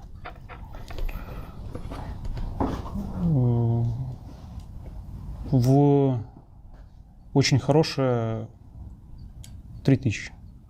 Это в белорусских. Це 3000 белорусских рублей. Очень хорошая ЗП. Это $1000. Да? Нет, это в долларах. В долларах. Да, А, $3000. Окей, окей. до 3000. Окей, тады яшчэ можна зразумець. Давай дальше. Вот. В феврале 3000 рублей белорусских. О! 2022 года ввели санкции, оборудование поступало через Клайпеду, порт. Вот. Полностью вся работа прекратилась, абсолютно вся. Санкции. А до этого 6 января 2022 Санкции года на у меня рашку. родилась дочка. Вот, третий ребенок. Блин. Да. Блин. Уехал в Беларусь. Блин. Санкции на Попалось рашку объявление. наклали. Я перебью секундочку. А вот эта сказка, которую очень любит там российская пропаганда. Это не сказка, я понимаю ваш Я вопрос. секунду. По импорту китайскому замещению. нет. Вот это вот, что Извините. нам там вот это вот раз, и высокие технологии. Неяк хуёва ў яго атрымліваецца. Давайте папярэдняга вернем. И через Благовещенск нам пойдут через Амур вагонами. Это работает или это реально не работает? Ну вот в твоей сфере, где ты работал. Все полностью прекратилось, абсолютно вся работа. То есть, как только Клайпеду закрыли, абсолютно вся работа прекратилась. То есть оборудование, они даже не могли сказать Як лайпедик, сроки, когда да рэч. это все возобновится. Ну я понимаю, давай дальше. Приехал в Беларусь, в Телеграме вот, попалось объявление. Объявление в комментариях одной из военных, Реалвар, по-моему, группа называется. Вот. Попалось объявление на набор набор, там не Супны набор. Хто хоча зрабіцца супным кубиком, записывайся ў армію РФ. И он такой: охуительно, я ж белорус, я хочу сдохнуть. Круто! Запишите меня. Запишите всю мою семью, блядь. не говорил, что там Зрабіце какой-то з нас супны набор кубик. подразделения, военное. Я понял, когда это было еще раз? Это было, вот это объявление нашел в марте Это март. 2022 года. Да. То есть это после буквально 2 недели начала войны. Да, я где-то 2 недели еще надеялся, оставался в Москве, вот, потом вещи собрал и приехал обратно в Беларусь, начал работу искать в Беларуси. Вот. Работа такой, Можешь не пояснять, по Беларуси это не поясняет. Здесь вопросов даже нет. Я думаю, особенно если белорусская аудитория смотрит, особенно если из какой-нибудь Шарковщины, тебя поймут. А скажи такой момент, личностный, как бы вариант попробовать с твоей специальностью, не знаю, в Европу попробовать. Техническая это работа, техническая сфера. Не, вы что, там же геи. Почему? Там геи, трансы. Не то, что в Москве. У меня есть знакомые, которые работают там в Дании по этой специальности, там в Германии работают. Кажа, одни геи на улицах в этой вашей Европе. Как бы сам путь попадания в ЧВК Вагнер именно в Украину, такого не подразумевалось у меня. Потому что, когда я... Ты не отказываешь на пытанне, русачок, блядь. У тебя спытали, были какие-нибудь думки знайсці працу у Европе? Потому что я ведаю такі тып людзей. Яны могуць хоць здохнуць, блядь, хоць свою задницу разорвать на кавалке, абы толькі не эміграваць у якую-небудзь адэкватную чалавечую краіну. Просто таму, што яны любяць савок абосраны. Яны готовы абсолютно любую хуйню вытварыць, каб там застацца. Я с ними списался. Але сказаць гэта ўслых, не ведаю, сыкатна магчыма. А магчыма, ён разумее, наколькі гэта тупа гучыць і не хоча, каб яго Максім Базускі сваімі ціскамі раздавіў прямо там на месцы. И спросили военную учетную специальность. Я сказал, что я равист. Говорит, нам нужны люди, рависты, будешь на складе. И назвали такие страны. Не стреляйте, как ЦАР, я равист. Мали, Ливия. То есть выбирай, приезжай, посмотришь мир. По Африке ты был, да? А это, я думаю, наверное, да? Дадим слово коллеге. Розповіді такий момент, якби, що думаєш і що чув. От, якби Вагнер вельми активно діяльничав в Лівії, ось допомагала там одному боку конфлікту, тренувала лівійські війська. Після чого в Лівії до влади приходить генерал Хафтар. Ось, ти чув, да, про Далее по Мали, то же самое. В Мали вагнеровцы Ну, тренируют. мне здається, ти переоцінюєш їхню інформаційну освіченість. Новое войско, проходит некий час, войсковый переворот, и войсковцы приходят до влады. Ну, я думаю, Вагнер просто преследует свои цели, а может быть даже цели, не может быть, а цели на тот момент цели Российской Федерации. Ну, это ж ланцужок супадения не скончился. В Центральной Африканской Республике ЦАР была аналогичная ситуация. Вагнер зашел, тренировал войсковцев, войсковый переворот, и вагнеровцев запрошають ще в більшій кількості туди на допомогу. Із недавнього країна Нігер, коли улады Нигера знаходяться у Санкт-Петербургу на саммите Российская Федерация Африка. Країна? Я не ведав, що у них є ціла країна. В этот час войсковцы супадения. Так, і мне спотребілася гэтая пауза, каб падумаць і прыдумаць, суправізаваць жарт пра Нігер. Таму што я спачатку хацеў сказаць асуджаю, потым узгадаў, што мы на Ютубе, а потым я прыдумаць жарт. І потым я прыдумаў жарт, але было запозна. Але я ўсё роўна яго агучыў. Тренировал Вагнер, приходят до улады, и уже сегодня они запрошают 12 человек на струме. до себе Вагнеров еще в большей колькости для того, как они допомогли ему устоять на ногах после войскового переворота. Откажи просто на такое питание. Что ты про это думаешь? И, махчима, ты с кем ты пересекался уже в Вагнері, так само служили в якихось з цих країнах і ведають, як це відбувається. С кем я пересекался в Вагнере, разговоров о том, что они где-то там были, таких разговоров как бы нету таких разговоров, ибо это под большим-большим запретом в Вагнере. Ну, мы там имена только знаем, фамилии даже не знаем друг друга. Вот. Были разговоры там между собой, что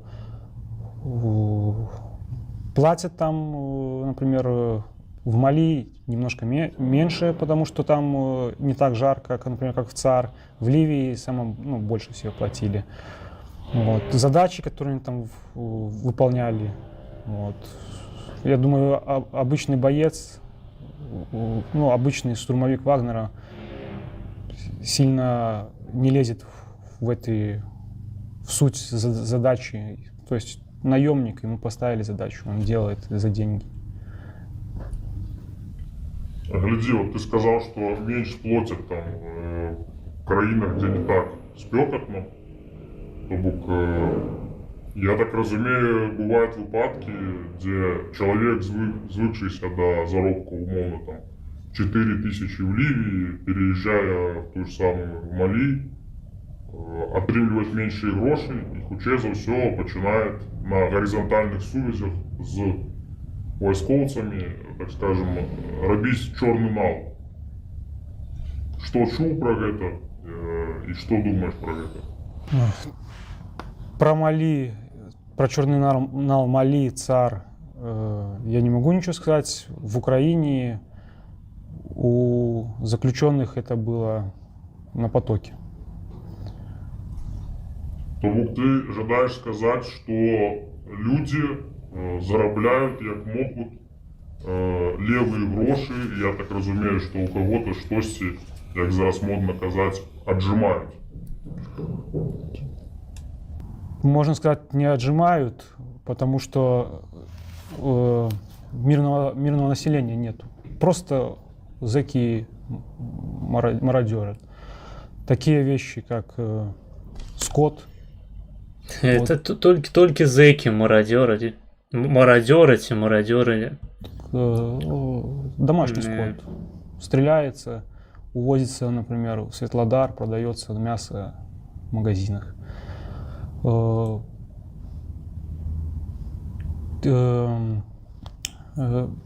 Такие то же самое вот строительные материалы. Попасную разбили, зэки во дворе где-то нашли 40 листов шифера, погрузили, на попасную увезли. Замком взвод заключенный у нас был. Ваши версии, что он там под столом робить своей правой рукой? Вот. Ось человек Никто злева. за это время не получил. Нам должны были платить каждый ежемесячно 5000 рублей. Ён нават падчас інтэрв'ю знаходзіць час, каб камусьці надрачваць. Сигареты. Никто не получил ни разу никаких денег. То есть сумма, я думаю, там не маленькая. Глядзіце, ён прямо не можа Вот. Все супыніцца. ложилось. Я не знаю, куда она девалась. Я думаю, что все в кармане оставалось. Чтоб люди понимали, какое процентное соотношение у тебя было тех, кто из СИЗО, там, из тюрем приехал, и таких, как ты, субъективно? Ну, я очень сильно удивился. Это надо начинать сначала, потому что 10 июля я выехал из Беларуси. 11 июля я был в Молькино, Краснодарский край. Захожу на территорию, ложу паспорт, телефон. Все, после этого связи вообще прекратились. Числа 15 июля подписываю контракт. Компания ОАО «Европолис», обслуживание и охрана нефтяных вышек и месторождений. Так, бачыў я гэты мультик «Европолис». Нядаўна другая частка выйшла, дарэчы. Подготовка была дней 3-4, потому что 21 июля я уже был под Светлодаром. Просто ночью приехали автобусы, загрузили людей и увезли. В Светлодаре нас встретили в каком-то то ли столовой, в зале, и сказали: вы будете воевать с зэками, и вы будете воевать в Украине. Много кто А супраць каго? начал возмущаться.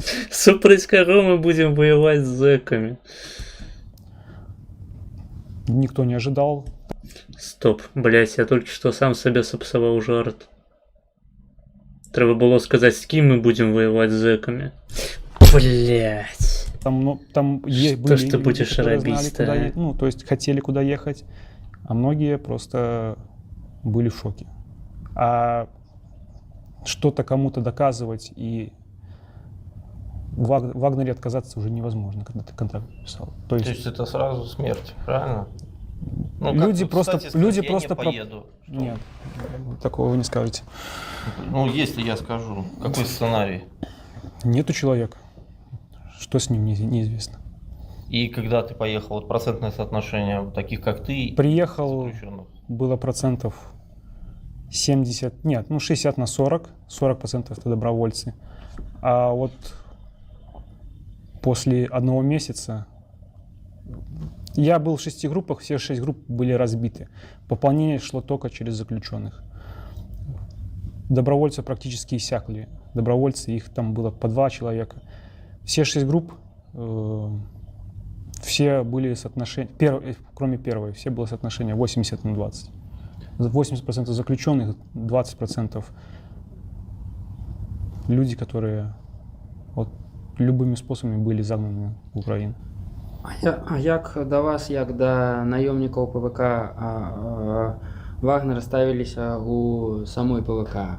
Ці не адчувалі вы якогось ну, худшага да Худшага, сябе так. адношання, чым Хужэйшага. рускія адносіліся да рускіх? Я думаю, там такого отношения плохого и плохого, хорошего не было. Там все одинаковые, все, как сказать, все... Мабыць, яны, дарэчы, спецыяльна русіфікуюць сваю беларускую мову, каб вось гэтым двум пакемонам было ясна ўсё.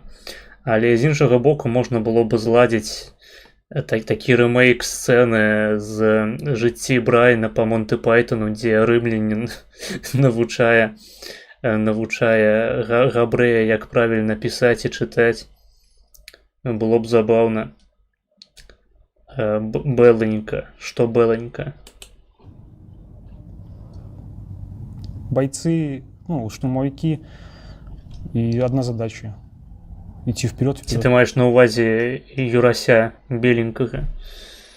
Вперед. А по поводу отношений, вот мы, как ЧВК, ну вот как ЧВК «Вагнер», я увидел первого мобилизованного или, скажем так, бойца другого подразделения, не ЧВК, только после 2,5 месяцев. Их там соотношение, ну, с ними мы вообще не виделись. То есть там не там, подразделение там, ДНР, ЛНР. Маёнез, а чи існує білоруська емігрантська діаспора в Північній Америці, типу як Укри в Чикаго чи Торонто? Так, ёсць дыяспоры ў Лос-Анджелесе, здаецца, і ў Нью-Йорку. Шмат дзе ёсць. Я думаю, у Чикаго маецца свая і ў Торонто. І яна там мае досыць вялікую гісторыю, таму што ў ЗША ехалі беларусы яшчэ ў 20 стагоддзі. І там паўсталі свае рэлігійныя асяродкі, у якіх, напрыклад, Пазняк потым даваў свае выступы неаднаразова. І, ну, не ведаю. Не ведаю, якія яшчэ прыклады прывесці. Мемуары, шмат якія мемуары дзеячоў апазіцыі, скажам, палітычных прадстаўнікоў БНР, ураду БНР, або антысавецкага супраціву ў часы Другой сусветнай вайны.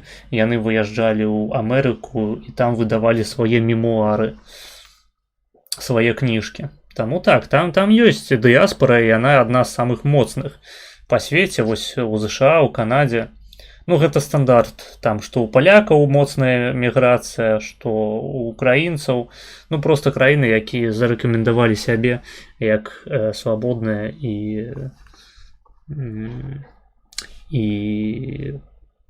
такія патэнцыйна бяспечныя краіны для эміграцыі і для працягу, што важна, сваёй палітычнай і культурнай дзейнасці на тэрыторыі гэтых краінаў. Вядома, што Канада не тое, каб лічыць сваёй свабодолюбівасцю, але Канада гэта ў першую чаргу для вялікай колькасці людзей проста такі пераходны этап да таго, каб жыць у ЗША пазней. Так... Щоб люди в 2-3 поколінні говорили білоруською. Ну, маецца такое. Вядома, яны не настолькі вялікія, як украінскія. Ну, просто таму, што беларусаў менш, чым украінцаў. Але я нагадаю, што за мяжой больш за 1 мільён беларусаў знаходзіцца. І гэта не толькі міграцыя пасля 20-го году, і нават не толькі міграцыя лукашэнкаўскай Беларусі. Гэта у досыць сур'ёзнай ступені ўсё яшчэ міграцыя яшчэ тая, якая выехала ў 20-м стагоддзі. Просто пра гэта не тое, каб шмат інфы. у сеціве, хаця гэта фактычна новы культурны феномен, які не быў асэнсаваны ў значнай ступені, як мне падаецца, праз тое, што людзі проста прывязаныя былі да думкі, што Беларусь і беларуская культура жыць могуць выключна ў самой РБ, а эміграцыя гэта тыпу такія слабыя людзі, здраднікі, якім не месца ў нашым мейнстрыме, у нашым такім папулярна апазіцыйным дыскурсе. Таму пра эміграцыю беларускую рэдка калі ўзгадваецца, але думаю, што ў бліжэйшыя гады будзе ўзгадвацца больш, таму што Беларусь, яна перастане існаваць унутры Беларусі, і ўсе беларусы яны проста выедуць у ЗША, у Польшчу, у Канаду, а ў самой краіне застануцца вось такія ебларусікі, як мы зараз бачым на экране. Яны будуць складаць 100% насельніцтва. Ну, яны плюс расейцы, плюс мігранты там з краінаў трэцяга свету, плюс паўночныя карэйцы. Вось нядаўна, дарэчы, беларусам далі безвіз у паўночную Карэю. Мабыць, і там цяпер з'явіцца дыяспара. Чаму б і не? У 28 штатах ну вось. О, лепшы контент з шабухай, дзе ён пучыць вочы і з сябе робіць ахуеннага ваяра. Ну, не тое, каб ён рабіў сябе пакуль што ахуеннага ваяра. Тут хутчэй вайбы звычайнага відосу шабускага адбываюцца. Хаця вось апошнія хвілінаў 10 ён не часта бярэ голас. Так, дакладней, не часта бярэ слова, не часта падае голас. Так, ну я абоссаны гой злева, канешне, таксама, увасабленне беларускага гоя. Ну, ёсць такое. А яшчэ ў яго ебала росава. Ну, вось як не пашанцавала чалавеку. Канада ў параўнанні з Еўропкай яшчэ больш-менш вольная, асабліва ў пляне падаткаў. Магчыма, але я казаў пра палітычную дзейнасць. Не думаю, што палітычная дзейнасць у Канадзе прасцейшая за оную ў якой-небудзь Польшчы. Хаця, зноў ж такі, мы размаўляем пра 20-е стагоддзе, і ў 20-м стагоддзе з відавочных прычынаў не было моцнай эміграцыі беларускай апазіцыі і, ў прынцыпе, беларусаў. Нават калі мы кажам пра эканамічную эміграцыю ў Польшчу. Польшча таксама была пад саўкамі. Вот. Мы в таком были, ну, скажем так, вакууме. И в вакууме. И всегда на передке. Всегда на передке, я имею в виду, что за 4 месяца моего контракта я домой звонил 3 раза и на отдыхе был. Так, за 3 месяца того, як я был на передке, меня заразили сифилисом. Это ўсё палітзэйкі. Ой, блядь, палітзэйкі. Гэта ўсё зэйкі, гэта ўсё вагнераўцы зэйкі. Мяне спецыяльна атруцілі сіфілісам, як індейцы, амерыканцы. У самой РБ хвалямі з'яўляюцца аўтэнтычныя беларусы. Палову садзяць, палову робяць агентамі, і так усё скончваецца.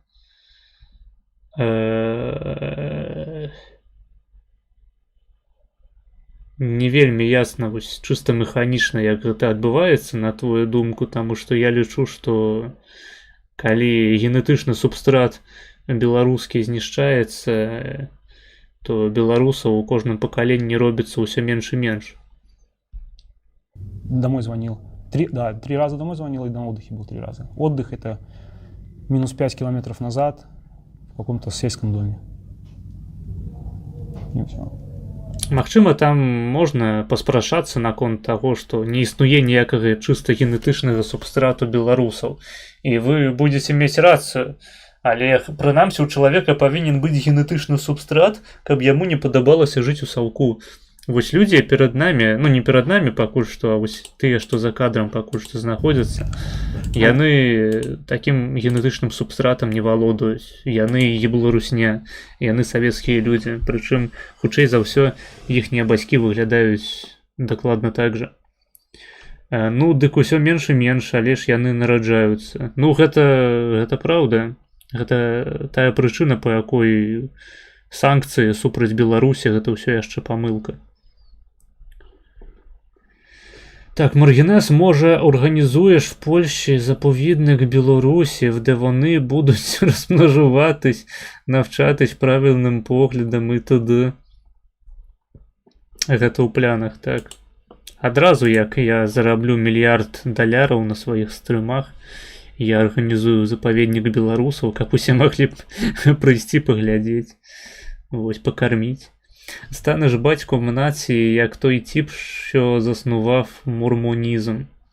Так, так, згодны. Таму данатьце мне хутчэй і як мага больш, каб запаведнік беларусаў у Польшчы зрабіўся рэчаіснасцю. Где вы выконывали свои боевые задания,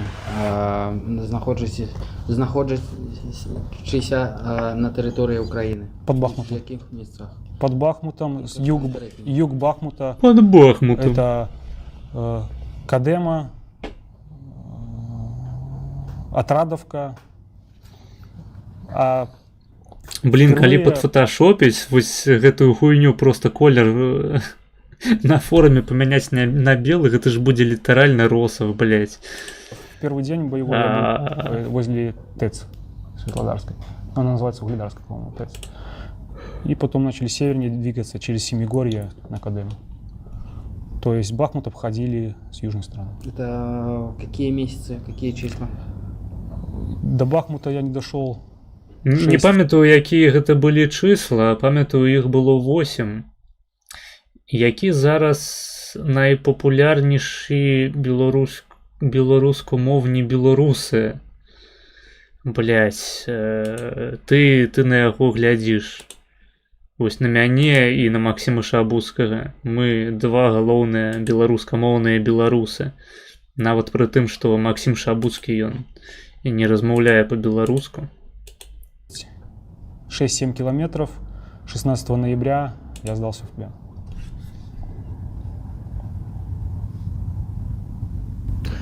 Але, в той час мы уже працавали там под Бахмутом. Таму, для мяне дуже вельмі цяжка сидзець і бачыць беларуса насупраць сабе і проці якога я воеваў. Так, бо хочется уебать. Так и скажи.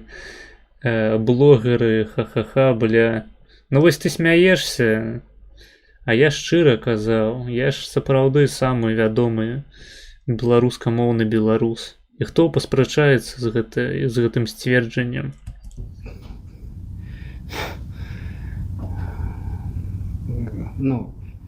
Зараз вы не просто вораги для нас, да, а зараз вы, скажем так, лично для меня, я свою думку хочу высказать. Зараз вы просто предатели всей нашей страны и всей той идентичности, которую мы бы хотели для себя, да, всей той свободы и всего остального. Я пошел воевать, как допомочь братскому народу, а вы пошли воевать, чтобы заработать гроши. До рэчы, у іх матывацыя хутчэй за ўсё такая ж. И убивать гэтых людей. Тип в окулярах нібы пыхнув смачну пятку і сидить кайфуе. Мне вельмі цяжка. Магчыма, гэта адзіны метад быў зрабіць, каб ён не пачаў проста іх рэзаць пры першым позірку на гэтыя лысыя бошкі. Я зараз не пра Шабуцкага. Хаця цікава вось паглядзець на іхнія чарапы, яны ўсе лысыя. Каго з іх? Мне здаецца, дарэчы, вось у гэтага чалавека найвялікшы мозг з усіх іх. Прынамсі лысых, таму што тут не ясна, а тут, па-мойму, галава найвялікшая. Не галава, скажам, вось менавіта гэтая чарапная частка чэрапу. Чакаю, коли Рыбчыну пачне чытати. Не Рыбчыну, у нас тут Ларен сядзіць, бачыш злева, ён, я думаю, забяспечыць нам рэпчыку. И самое главное, самая большая была бы моя молитва до Бога, чтобы вас никому не обменять и чтобы вы остались нам. чтобы вы пришли в полк Калиновского. Я думаю, что мои побратимы вельмі много чего хотели бы вам сказать. Тому от мяне не так вельмі много пытанняў, бо для мяне вельмі цяжка асазнаваць, што беларусы сядзяць не по одну сторону стола разам з нами. Ну, отойдем тады ад гэтай тэмы баявой, якая адбывалася. Глядзі, мы з тобой разважалі на тэму, што адбываецца ў тых краінах, куды прыходзіць Вагнер. Спачатку проста трэніраваць вайскоўцаў, робіць гарызантальныя сувязі з вайскоўцамі і гэтак далей, і потым вайскоўцы... В Марцинкевича схожий фенотип. Ну, до речі, блядь, я ніяк не подумав. Він же сапраўды вылеты Марцинкевич. Калі вось ён сядзеў ужо і галадоўку аб'явіў. Сапраўды нешта такое ёсць. Тесак, пэвна, був беларусам. Ну, гэта не іранічна, так? Або беларусам, або палякам. База. Прыходзіць да ўлады. Ну, ці ты думаеш, што Марцинкевич гэта дохуя расейскае ці украінскае прозвішча? Камон. Я так разумею... Евіч гэта тыповае беларускае прозвішча насамрэч.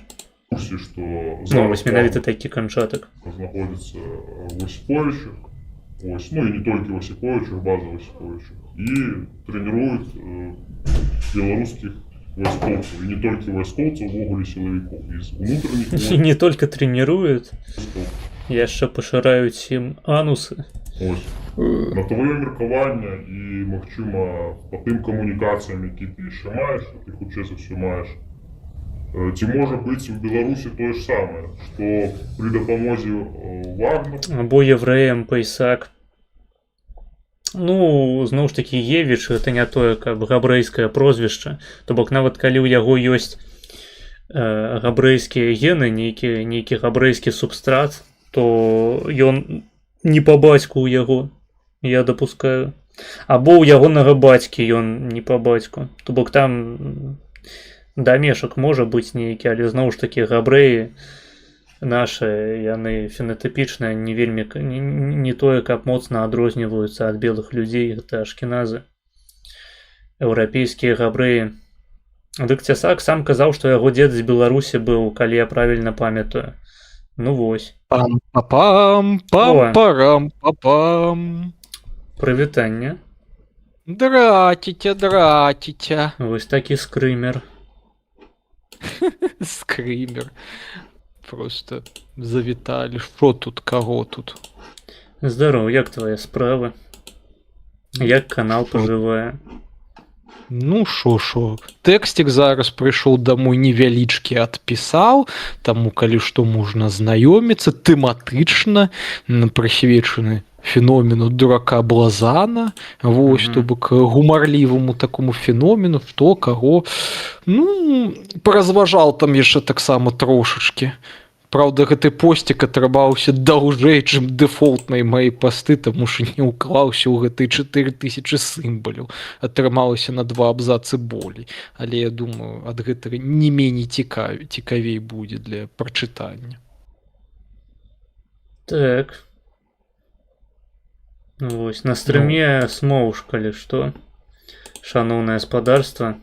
Хочаш паглядзець відос пра допыт беларускіх вайсковых добраахвотнікаў? Я маю на ўвазе тых, што ваявалі ў складзе ЧВК Вагнер і Редут. Тут Максим Шабуха сядзіць. Я, дарэчы, зараз гляджу, так, я гэта, дарэчы, мне відос гэты скідавалі, калі ён толькі выйшаў, так, конечно, яго праліставаў. Не сказаць, што я для сябе чагосьці такога звыш дзіўнага ў гэтым відосе знайшоў. Ну так, ну, дзіўнае можа быць тое, што адбываецца гэты допыт на экране, а сядзяць два ебларуса і працягваюць задвигаць ватныя, блядь, руснявыя тэйкі. Асабліва той, што злева сядзіць, які на Росава падобны. Ну, так, а гэтага ж, здаецца, зараз жа ж у Беларусі ж асудзілі за здраду Так, дзяржавы. так. І- У гэтым ты сок сітуацыі. То бок гэтае відэа, яно добра састарылася. Ну, кажам так, гэты відос, ён з'яўляецца, можа быць, часткай навукі для людзей тых, якія хочуць падымаць лёгкія грошы на найміцтве. Так. Скажем так, навука для людзей, каб, умоўна кажучы, не думалі, што пайсці пастраляць па людзям гэта вельмі добры варыянт заробка, таму што яго не ацэняць ні там, дзе ты збіраешся страляць, ні тым больш на радзіме ці ў краіне, якую ты прынамсі напэўна радзімы ліч. Так, яму далі 7 год узмоцненага рэжыму, блядь. Просто уявіце сабе, наколькі гэты чалавек гой. Ну, дарэчы ж, я наколькі ведаю, гэтых усіх типа каля вагнераўцаў і каля наймітаў, іх жа ж гэта не зараз не так часта садзіць, як камусьці бы хацелось бы, у параўнанні з тым, што было да 22-го года, таму што я сам ведаю выпадкі, калі гэты вагнераўцы, ну, адстралялі, ну, з беларускімі пашпартамі маецца на ўвазе, паехалі, там пастралялі, а зараз у Беларусі сядзяць, ну і працуюць на нейкіх, кажам так, пралетарскіх працах і нічога ім не робіць. Ну ось, тут каму як шансуе. А я думаю, гэтага пасадзілі выключна за тое, што ён пагадзіўся ў відосе зняцца. Хутчэй за ўсё так. Таму што, ну, ты гісторыі, пра якія я ведаю пра вагнераўцаў, якіх усё ж такі садзілі ў РБ пасля пачатку, кажам так, паўнавартаснай вайны, іх там садзілі не за тое, што яны ездзілі пастраляць. Я, напэўна, калісьці распавядаў гісторыю пра тое, як аднаго знаёмага вагнераўца пасадзілі за педафілію літаральна, за тое, што он там разводзіў дзевачак у кантакце на фотачкі. Угу. Ну, ведаеш, гэта 1984 просто. Такую рускую традыцыю не можна рэалізаваць, эх. Ну, вось, таму, канешне, хацелось бы пасля і дазнацца, што там з іншымі людзьмі, якія там усё ж такі страляліся, не страляліся у якасці наймітаў, што з імі зараз. Ну, ось, але я наколькі чуў з аповедаў людзей, больш-менш усё без зменаў, назовем гэта так. Угу. Ясненько. Вось, якія ахуйцельныя жарты з нагоды дня дурака слэш мужика ты сёння пачуў? Жарты? Ну, ўсё ж такі гэты жартик пра, кажам так, немагчымасць атрымаць доступ паведамлення праз тэлеграм, залагуйцеся пра Макс, гэта было забаўна. То бок правы кут усё ж такі выдаў забаўны жартик. Так, я думаю, гэта не толькі правы кут выдаў. А так, увогуле, нейкіх такіх прям жартаў за сённяшні дзень і нават і не пачуў. Не, ну разумеў, што там розныя ТГК там типа пісалі, але типа я паважаю АЗ, а там астатняя частка паведамлення гэта схавана, а там паслядні Азуру. Вось такія справы. Мяне выбесілі ебанаты, якія скідвалі спасылкі на YouTube на песню Never Gonna Give You Up. Чё-то там Рикролы.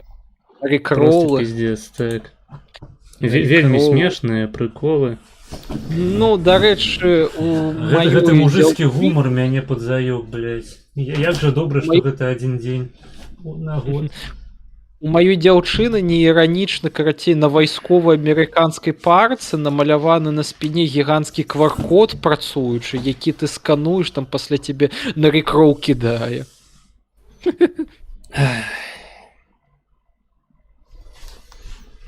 Круто, Ну, круто. Да, рекролы, канешне, такая уже трохі прыеўшыся жарці, хаця калі яго грамотна преподносіць і не з нагоды, а так, калі гэта да месца, я думаю, што больш-менш нармальна. А так увогуле, дарэчы, сёння неяк сапраўды ніхто нічога не жартаваў. Прынамсі, у маём атачэнні. Так. Раней, вось, калі ты яшчэ там быў у школе, я памятаю, там часам маглі там нейкія аднакласнікі ці аднакласнікі, так, нешта там прыдумаць нейкія арыгінальныя рофлы з гэтага дня. А там уже калі былі часы універсітэцкія, то і не было звычайна нічога.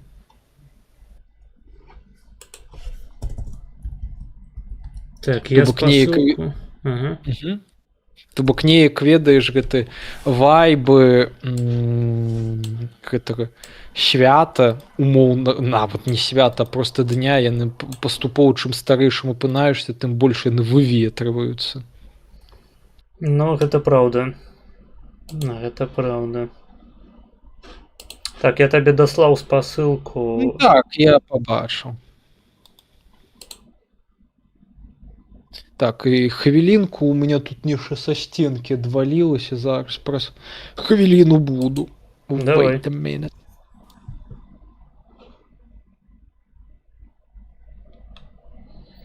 Пішыце якія-небудзь цікавыя рэчы ў чат. Можаце задаваць пытанні смаўжу па гульнях, па рэлігіі, па Дугіну. Толькі што-небудзь цікавае такое. Не пытанні па тыпу, ці хочаш ты захварэць ракам, блядь, колькі год было дзяўчыне, блядь, гэтага Мухаммеда. Штосьці сапраўды такое, пра што можна папіздзець. Вось. Іначай мы будзем проста глядзець відос.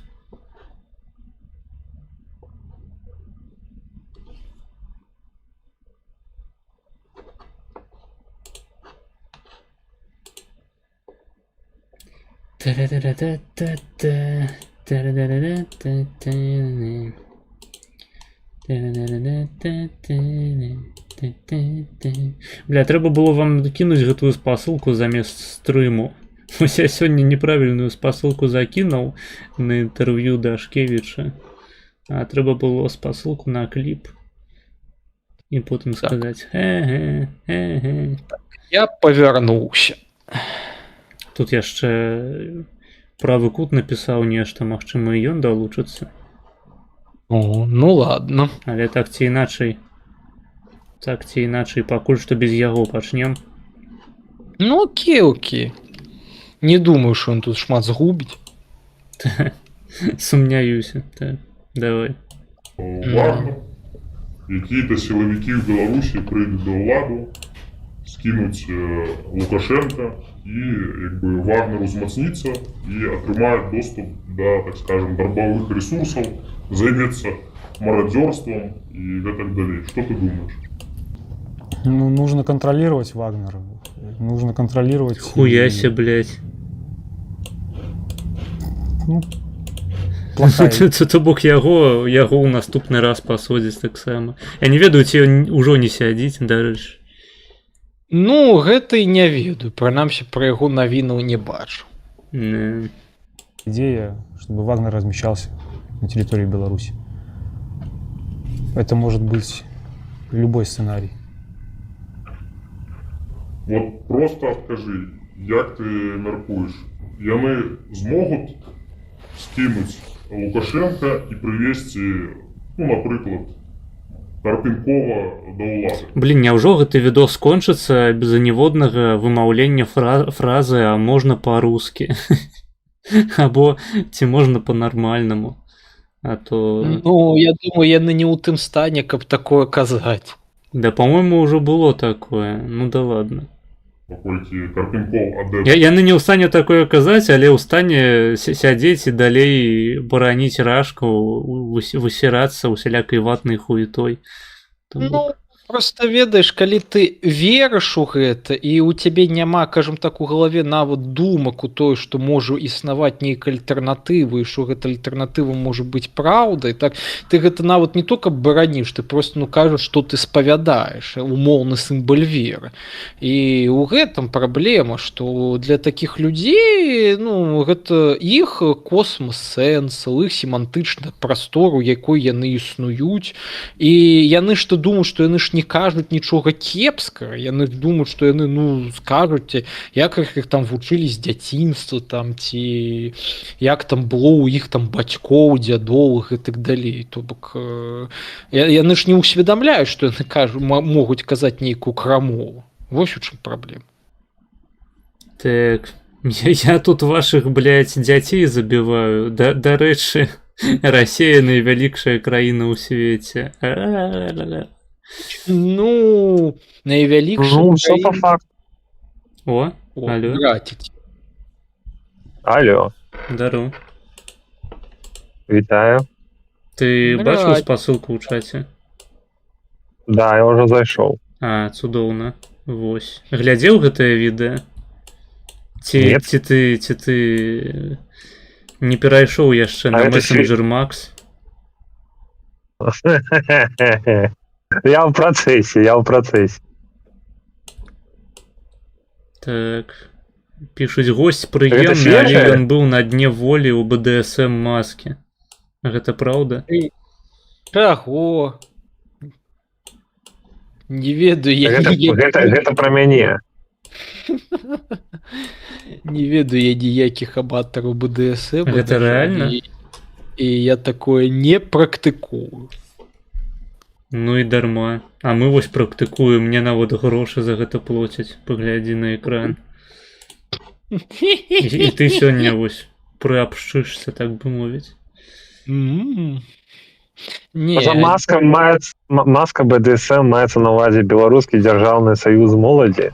ну так, я дарэчы, у БРСМ, ну, БДСМ, Можеш БРСМ, шеф-курскі. нават гэта ж і не быў удзельнікам ніколі, то бок у меня, ну, меня так па выніку і гэта і не далучылі да гэтай арганізацыі, ну, я і сам не далучаўся, там нічога не падпісваў, ні гэтак далей, таму ў гэтым сэнсе застаўся цнатлівым. Вось, хоць адзін цнатлівец у канце. Гэта ж, дарэчы, было забаўна, таму ж калі я ішоў гэты выбар у маладзёвую палату мінскага гарадскога савета дэпутатаў, там, здаецца, быў адзіны кандыдат умоўна беспартыйны, то бок умоўна не БРСМаўскі. Стоп, ты браў удзел у выбарах нейкіх? Так, у 17-м годзе я быў удзельнікам выбараў па серабранскай акрузе ў мінскі гарадскі савет пры маладзёвай палаты мінскага гарадскога савета дэпутатаў, то бок вось гэты маладзёвы парламент Мінска, так названы. І я там балатаваўся, і я нават магу сказаць тое, што я у гэтых выбарах, прынамсі, на інтэрнэт-галасаванні перамог. У меня там было колькі 30% галасоў з усіх. У абсалютных лічбах гэта было 512 галасоў, здаецца. Гэта ўсё зафіксавана скрыншотикамі, не гледзячы нават на тое, што ў апошні дзень галасавання гэты сайт там помер. Вось, таму што там пачалі яго, ну, галасы гэтыя накручваць у іншых акругах вельмі актыўна, так, і сайт не вытрымаў гэтай нагрузкі батоў.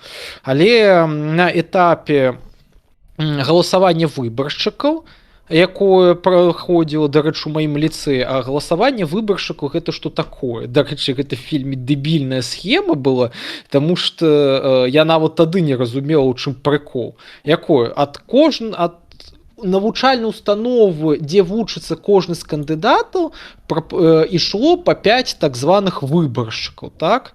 Вось, ну то бок ад майго ліцэя 5 чалавек, і яшчэ там ад установы 3 іншых кандыдатаў яшчэ па 5 чалавек, то бок агулам было іх 20 чалавек. Пры гэтым і яны сядзелі ў актавай зале і выслухвалі праграму кожнага з кандыдатаў. Ну і пасля гэтага на падставе выслуханага яны таемна галасавалі.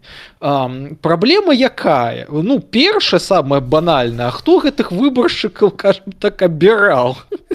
Іх просто лічы рандомна абіралі з нейкага школьнага актыва, то бок іх нават абіралі не вось гэты удзельнікі онлайн-галасавання, што вельмі смешна.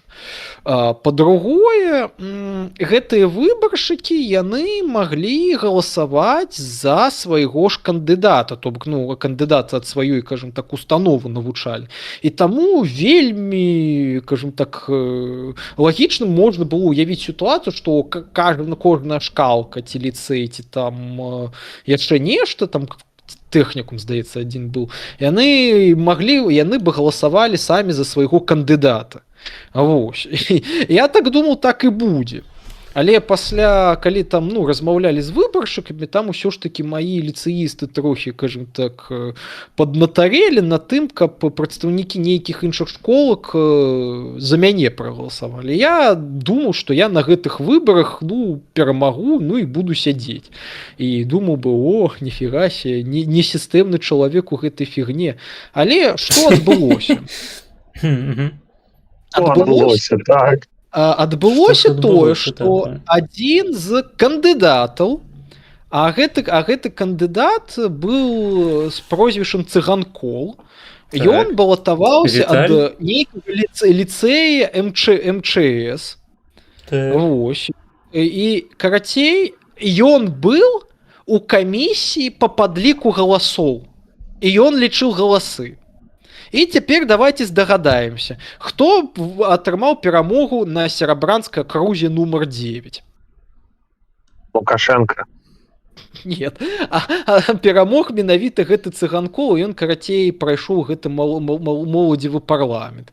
І мне, як там пасля адзін, кажам так, супрацоўнік гэтага БРСМ па серабранкі паведаміў, які быў сведкам гэтага ўсяго, так ён просто гэта ўзяў, просто намаляваў сябе лічбу галасоў гэтых выбаршчыкаў, здаецца, у 12 чалавек з 20. І ўсё, ён сядзеў кадэнцыю 17-19 год. Так, а так бы ты сядзеў, вось кіраваў бы Беларусю. Ну, і кіраваў бы. Хаця бы паглядзеў бы на тое, чым яны займаюцца. А па выніку, ну, не атрымалася, ну і ладно. Хаця, памятаю, быў адзін дзень крыўдна, чаму? Таму што у маёй бабушкі, у сяброўкі яе, унучка прайшла, але, здаецца, па Фрунзенскаму раёну, па адной з акругаў туды. І, типа, пасля маёй бабці распавядала, вось моя унучка прайшла ў гэты парламент моладзевы, а іх ведаеш што? А іх у першы дзень кармілі чорнай ікрой. І там апісвала, што там увогуле нейкі буржуйскі банкет быў. А ты такой сядзіш і думаеш, эх, а я мог бы таксама з гэтымі буржуямі сядзець, ікру чырвоную жраць, тьфу, не чырвоную, чорную жраць. Бел-чырвона-белую ікру. І вось, ведаеце, я хачу жыць у рэальнасці, у тым паралельным сусвеце, дзе подпісы за кандыдата супраць цябе збіраў сам беларусіяна. Ну, гэта ж, здаецца, не было б магчыма, таму што, здаецца ж, беларусіяна, ён ж быў па Магілёву, там у Магілёўскай нейкай гэтай канторцы, а я ўсё ж такі ў Мінскай.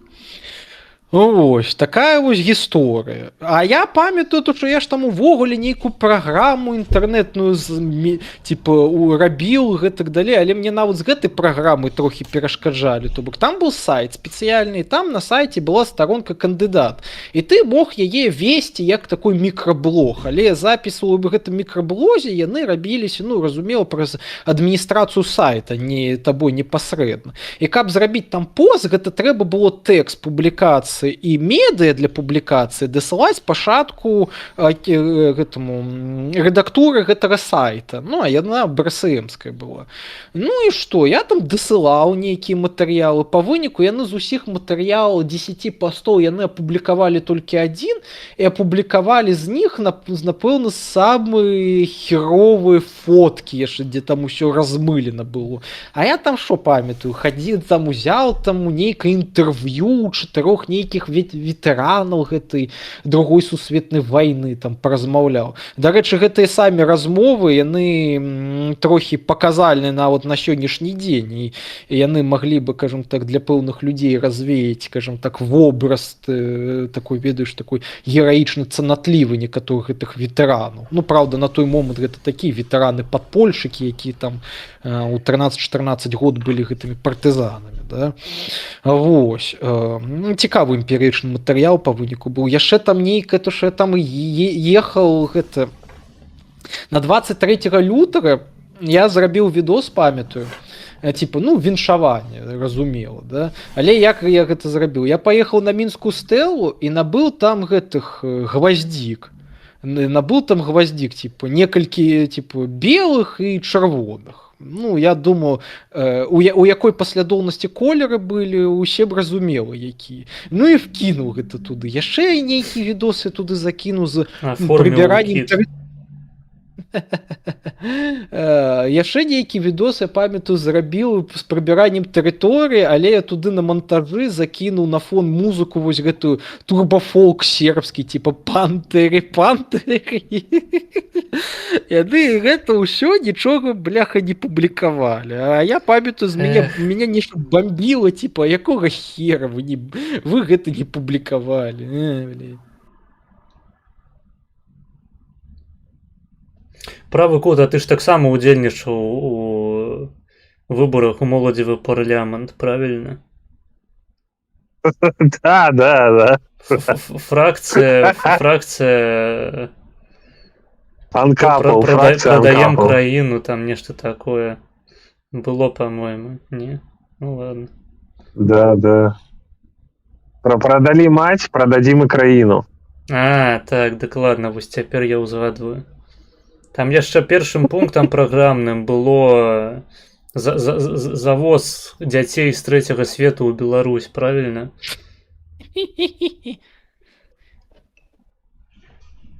Ладно, не будем про гэта. Ну, гэта толькі транзіт. Не, гэта было, але то толькі транзіт, там потым на выспу. Выспу вірджынскіх, вірджынскую выспу. Так, дакладна. Фізику выкладалі, так. Усё адносна.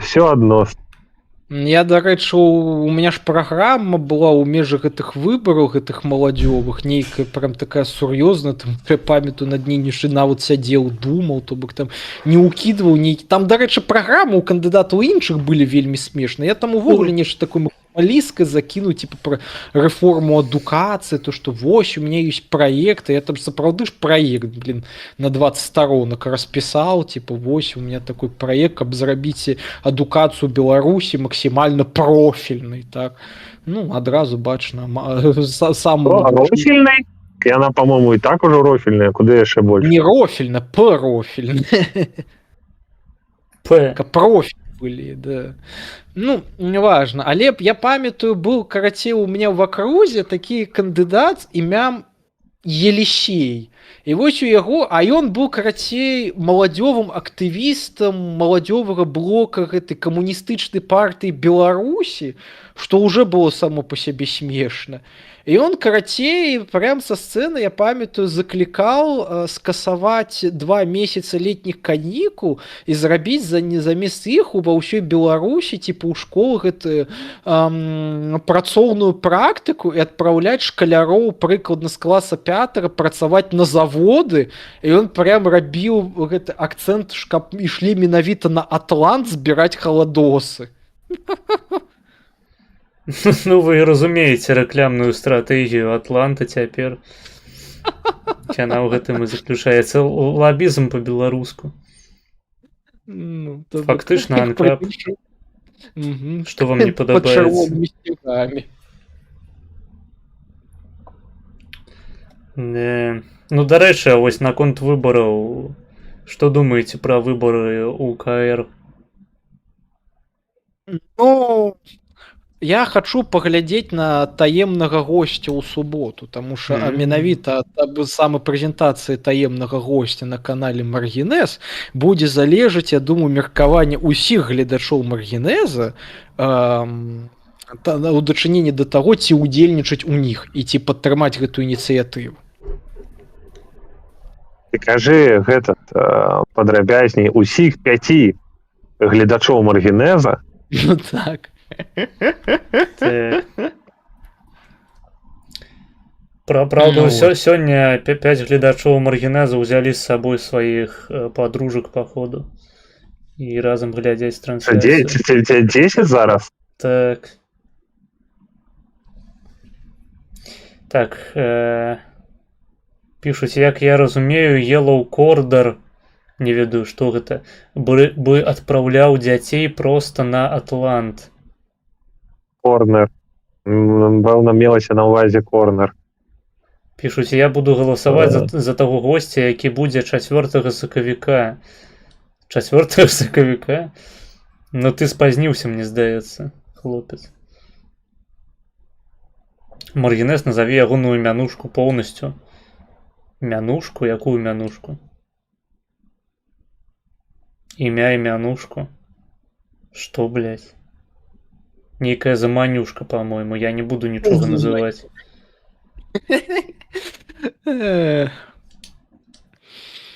Мне здаецца, тут яны прапагандуюць нейкія мемы, якія ніхто не ведае.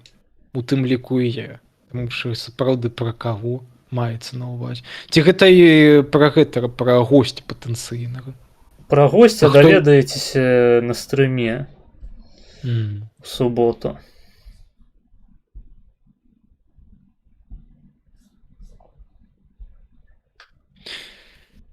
Пішу, чым займаецца каардынацыйная рада? Нахуя яна ўвогуле патрэбна? Я не ведаю. Можна пытанне госця задаць. Так, ну вось, дарэчы, так, запасі, падрыхтуй гэтае пытанне да госця. Для госця у суботу.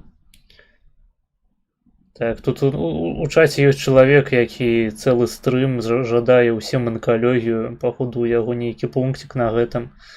Магчыма, ягоны бацька з анкалогіяй кінуў ягоную сям'ю ў дзяцінстве. І цяпер яму хочацца, каб ва ўсіх была анкалогія, каб ён змог сабе знайсці новага бацю. Такога ж самага, як той, што яго кінуў. Так, ну што ж, будзем відос глядзець. Я гляджу, правы кут адлучыўся ад спасылкі. Адлучыўся? Да я просто не ведаю нават, ну, што мы тут будзем гэта каментаваць. Гэта ён па нулявой чарзе? Не, гэта першае. Ну, ўсё ж такі грошы. Ну тады цікавае відэа, тут па назве бачна, што гучыць цікава, канешне. Я такой рэакцыі ад вас і чакаў, таму давайте. Калі грошы, то трэба уважыць. Руского мира. Я гляжу просто там яно свёрнута, але ў мяне праігрываецца. Окей. Любіць Вагнер, хваліць іх там, і ёсць і гарызантальныя сувязі ў Карпенкова, наколькі нам вядома. Ці зможа Вагнер гэта здзейсніць праз вот такого человека, як Карпенков? Ну, так сказали, что Вагнера 10 тысяч в Беларуси. Вот. Этого достаточно будет. То бок ты, ведаючы ўзровень падрыхтоўцы і матывацыі... Дарэчы, гэта добра грае з нашай спрэчкай з правым кутом, з Замосцкім, які казаў, што, блядь, там только 1500, это мало, чтобы свергнуть режим.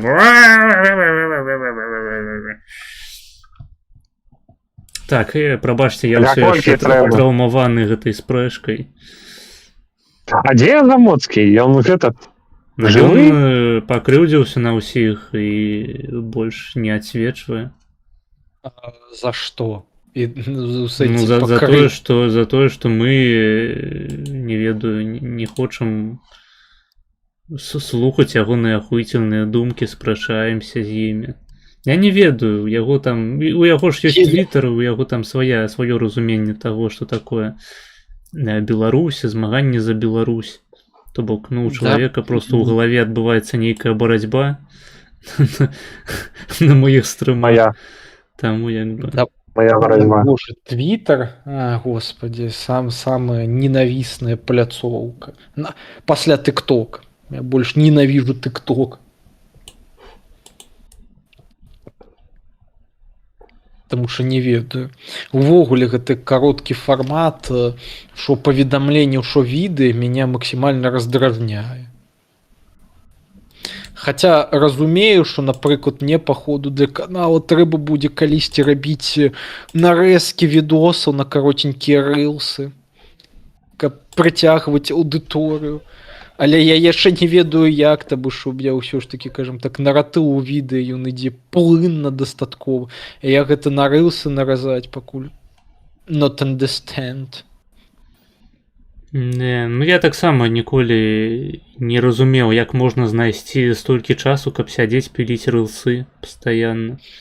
Гэта реально трэба сядзець на ЗП, каб такім займацца, сядзець, А ў Штэфіка быў нарэзчык ад пачатку, ці ён ад пачатку сам свае відосы рэзаў?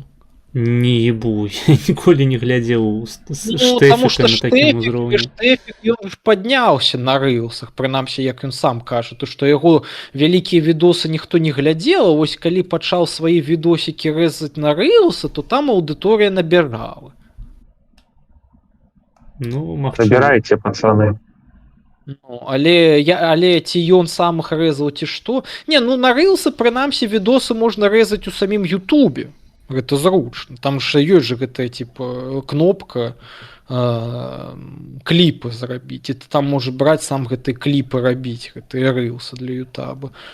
Але я нешта паспрабаваў сам парэзаць свой відос і такой думаю, бля, гэта трэба сапраўды, ведаеш, браць заново сцэнарый відоса, ведаеш, вылучыць у ім нейкія канкрэтныя моманты, якія, ведаеш, ты лічыш самымі галоўнымі, і іх неяк скампанаваць так, каб яны ўтварылі рылсік. Да яшчэ і так, каб яны, ведаеш, былі не самім зместам відоса, хутчэй гэтым хукам, кажуць, гакам, які будзе заахвочваць для прагляду на асноўны відос. Чтобы гэта трэба сам свой відос яшчэ даследаваць. Так, я свае відэа таксама ўспрымаю ў якасці гаку. Пішучы паведамленні ў чат і ставячы падабайкі, мы набліжаем перамогу. Так, менавіта што. Набліжаем перамогу. Я не памятаю наогул просто наколькі... Пачакай, що за перамога? Мы ж перамаглі. Ну, яшчэ адну перамогу, наступную. Я не памятаю просто, у чым была галоўная прэтэнзія Замоцкага, наколькі я зразумеў, падтрымліваць украінскіх добраахвотнікаў, у прынцыпе, Украіну, для яго гэта зашквар. Ну, тыпу, ён не іранічна лібертарыянец светавец, ось прямо светавец да мозга касцей. Цалкам. То бок, усе погляды Светава, гэта ягоныя погляды, ён толькі па-беларуску размаўляе. Вось. Таму мой контент не для яго апынуўся. Ну что ж, давайте... Не, ну просто наконт гэта-то расійскіх добраахвотнікаў, мне здаецца, Светаў мае рацыю. Якую У рацыю? нас размова была, ну, для сувязі. Ну ладно, тады.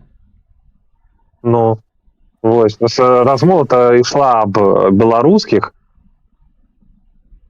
А што з рускімі добраахвотнікамі-то не так? Мне здаецца, у Светава ж якая пазіцыя, што у іх вельмі будзе складаная будучыня, што па заканчанню вайны яны не будуць патрэбны ні ва ўкраіне, на Расію яны павярнуцца не змогуць, і тым больш яны не будуць патрэбны ў Еўропе. Апошняе, што патрэбна ў еўразвязі, гэта каб на ягонай тэрыторыі з той палітыкай, якую яны зараз праводзяць, былі людзі, якія, так казаць, прыхільнікі белага нацыяналізму. Вось гэта яму апошняе трэба. Таму складана, але паглядзім. Ну, тыпу, гэтыя прэтэнзіі, іх можна з тым жа поспехам выказаць у бок беларускіх добраахвотнікаў. Любых добраахвотнікаў, шчыра кажучы. У беларускіх добраахвотнікаў можа быць хаця бы Польша. У расійскіх нават яе не будзе. Ну, у расійскіх будзе Украіна. У канцэнтрацыі сярод беларускіх добраахвотнікаў, аматараў белай расы гэтага ўсяго. Ну, у нас як бы БДК маецца. Украіна ўжо бярэ гэтат курс на тое, што вось зараз дэмаграфічная, ну не яма, гэта гэтат пропасць, якой яна, блядь, паляціць, будуць прыязджаць нармальныя хлопцы з Індыі.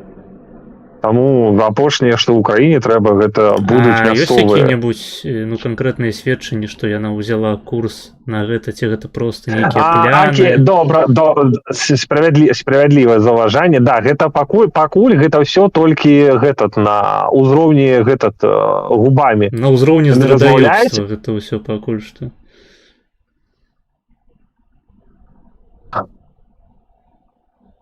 Ну, паглядзім. Я кажу, што беларускія добраахвотнікі ў іх, ну, на 100% не такія абставіны, як у расійскіх. І то ўсё роўна я не бачу, чаму гэта так. Ну, акрамя таго, што беларускія могуць у Польшчу паехаць, а расійскія не могуць. По-моему, гэта недастатковы фактор. Паглядзім. Усё роўна, блядь, колькі гэта вайна будзе цягнуцца. Паглядзім. Тут не на 10 год загадваць. Не, ну просто ёсць такія беларусы, якія неіранічна любяць Расію і рускую культуру. Вось адным з такіх з'яўляецца Замосткі. Але такіх насамрэч дохуя. Яны могуць размаўляць на якой заўгодна мове. А гэта ён табе сам агучваў? Ці гэта ты проста за таго, што ён заняў паўкрыжовую пазіцыю? Все, окей, добра. Тады добра. Думаю, ты просто, блядь, на яго накидываешь зараз. Не, я накидываю, тому что про яго... Хотя, здаецца, я сам про яго і узгадаў. Ну, я кажу, я траўмаваны чалавек все ж таки. Мне нагадала, я ж пачаў гэта ўсё, таму што мне нагадала гэту спрэчку з Замоскім, нешта іншае, але я ўжо забыў, што гэта было. Таму похуй. На відэа ты казаў, што гэта там ён агучыў пра 10 тысяч гэта. Так. Вось я узгадаў, так. Ну, то бок я ще пра 9 тысяч. 9 тысяч добраахвотников. 9 тысяч христианских младенцев. Так, ну что ж, погнали далей. Организации боевых деяний разумеют, что 10 тысяч вагнеровцев при горизонтальных сувязях з тими білорусами, які сустракали їх з хлібом і солью, буде достатково, щоб захопити владу у Білорусі і поставити місцевого силовика замість Лукашенка. Да. Это точно. Я хотел уточнить еще, там, в прошлом интервью вы рассказывали, как вас избивали они. Расскажите еще раз этот момент, кто не видел предыдущий. Пишите, сгадайте фармилку экспы. Так, были часы. Экспа фармілася нашмат эфектыўней.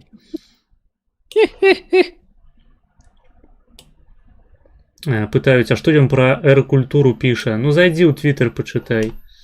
Я не бачу сэнсу настолькі шмат часу гэтаму пытанню прысвячаць. Беседы. За что вас избивали, почему произошло и, собственно говоря, как получилось, что вы попали в плен? Той, хто запитав, ти зайди зайди в Твіттер, почитай і нам потім розповіді. Неблагий план. Есть такое. Все вот в автобусе, когда у нас приехало, у нас в автобусе было 60 человек. Это вот именно те, кто подписал контракт с Вагнером. Через 1,5 месяца, через 2 недели... Питає, ти хочеш моїх покут? Ну, риторичне питання, по-моєму. Недели у нас было 6. Остальные. Все. 200 погибли, да? 200, тяжелые 300. Вот. Через 1,5 месяца с той А палаткой, этот, которой я был на... Поставив. Гэта ён кажа пра 60 беларускіх добраахвотнікаў з баку Вагнера прыехала. І гэта просто Не, агульна. сумняюсь. Все ж таки беларускія добраахвотнікі у Вагнеры гэта такія адзінкавыя персонажы. Ну, Але, дарэчы, вы згадвалі навіну, што што павярнуўся добраахвотнік, і мы 7 гадоў уебалі. Ну гэта ён і сядзіць злева. За найміцтва. Ну. І мы пра гэта ўжо пасмяяліся, прычым некалькі разоў. Пішуць, якут туды ж мінус 10 моркваў. Я не ведаю, пра што гэта. Мінус 10 моркваў, гэта смешна. Так, давайте далей. С той палатки, которой я был на Молькино, я уже был один. Через 1,5 месяца. Вот. Получилось так. Через 2,5 месяца контракта у меня вылетают 2 колена. Бо штатыл кранае. Колени нават ахуели, вылетели у пизду. А ну-ка. Угу. Я кажу, хто там штатыл хістае. Не хістайце штатыл. Да гэта Шабуцкі ногой просто спецыяльна падбівае. Каб аператарская праца нейкая была, ведаеце, напруга стваралася ў кадры. Пішу, так, гэта ён Шабуцкі. Шабуцкі, так, сядзіць у польскай турме. Ну, дарэчы, наконт Польшчы, нядаўна польскі прэзідэнт падпісаў амністыю для ўсіх польскіх добраахвотнікаў, якія паехалі ва Ўкраіну ваяваць. Ну так, бачыў гэта, і гэта добра. З баку Вагнера. Так, Вагнера. Я у ахуе насамрэч, што гэтага яшчэ Дуда не зрабіў. Што прыйшлося чакаць, пакуль Наўроцкі прыйдзе. Ну, паходу, у Наўроцкага яек сапраўды больш, або яны, прынамсі, цяжэйшыя для такіх моваў палітычных. Ну, так, блин, ён і шаву з дзецьмі не цураецца хаваць. Так. Я запытаю, разам з дзецьмі? Разам, так, як партыя Бабарыкі. Менавіта. Разам з дзецьмі. Там ж быў відос, типа, да яго дзеці дакалебаліся і такія гэты. А пан Навроцкі, а вы за колькі лайкаў на гэтым відосе пойдзеце з намі шаву хаваць разам з намі? І ён такой, ну давай за 3. Відос там набраў... За 3? Не, я не мог так сказаць. Не, ён сказал за 3 лайка. Ён не іранічна сказал за 3 лайка.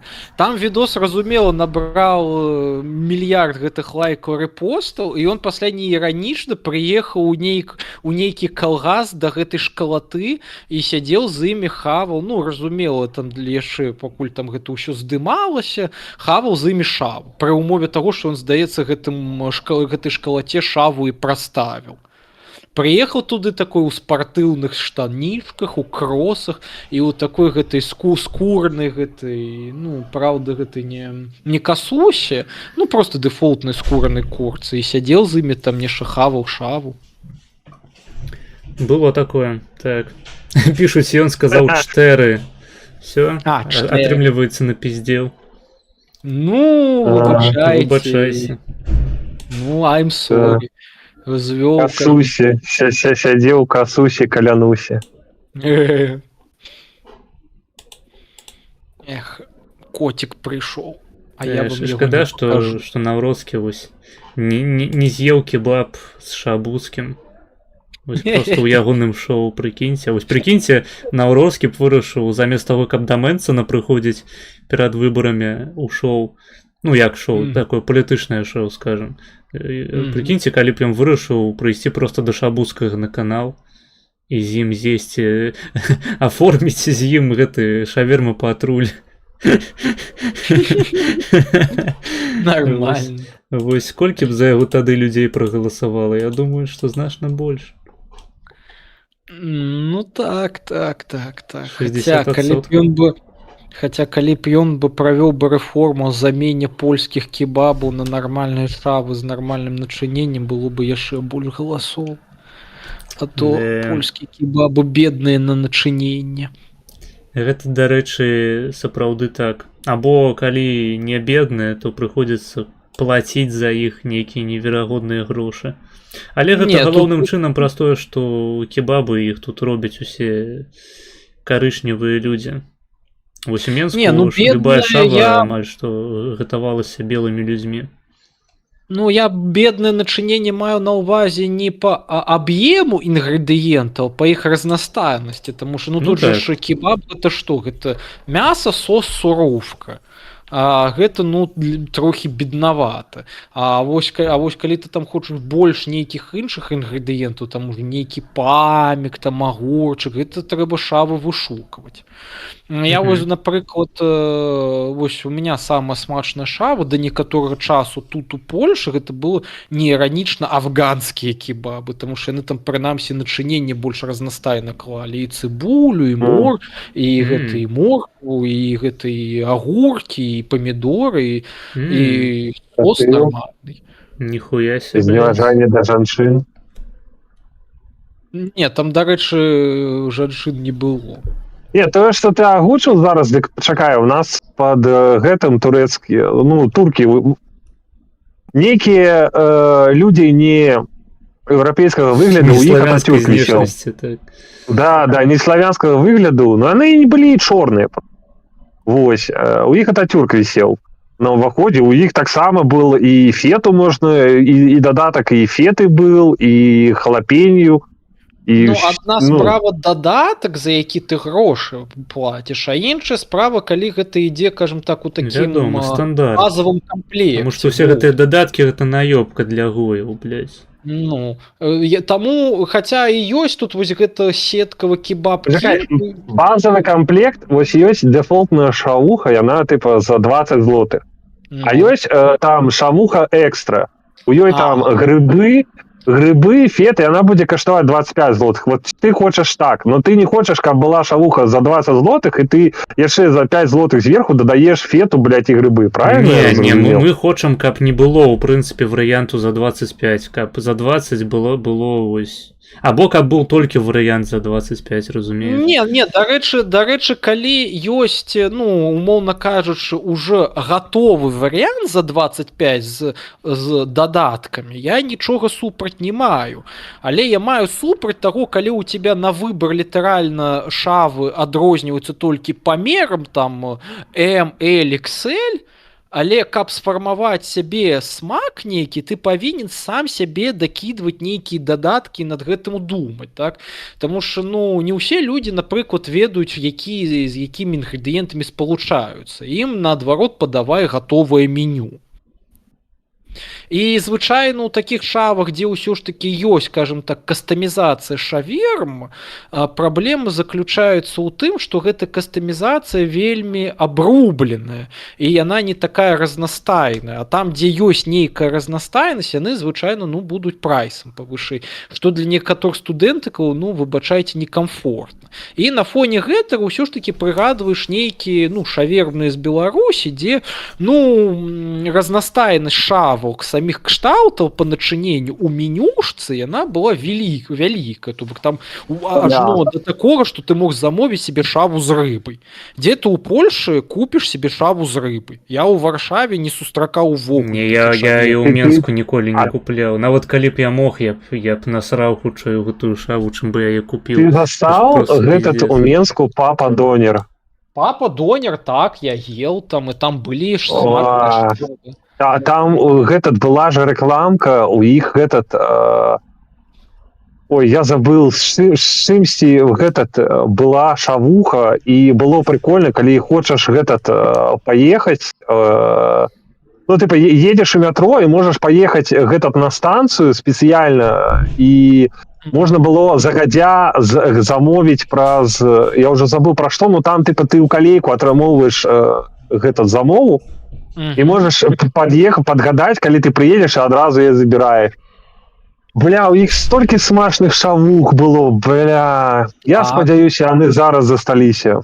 А папа Дёнер, здаецца, застаўся. Папа Дёнер застаўся, яшчэ мне ў Мінску падабалася, ну, на гэтых страмах прыгадваў. Яна смачная засталася. Так, ну, гэта трэба глядзець ужо. Але калі я яшчэ ў Беларусі быў у Мінску, я ўжо неаднаразова прыгадваў гэту шаверму, куркума. Там было 12-13 розных шав, яны называліся па краіне. Там была, напрыклад, шведская, там сербская, яшчэ нейка.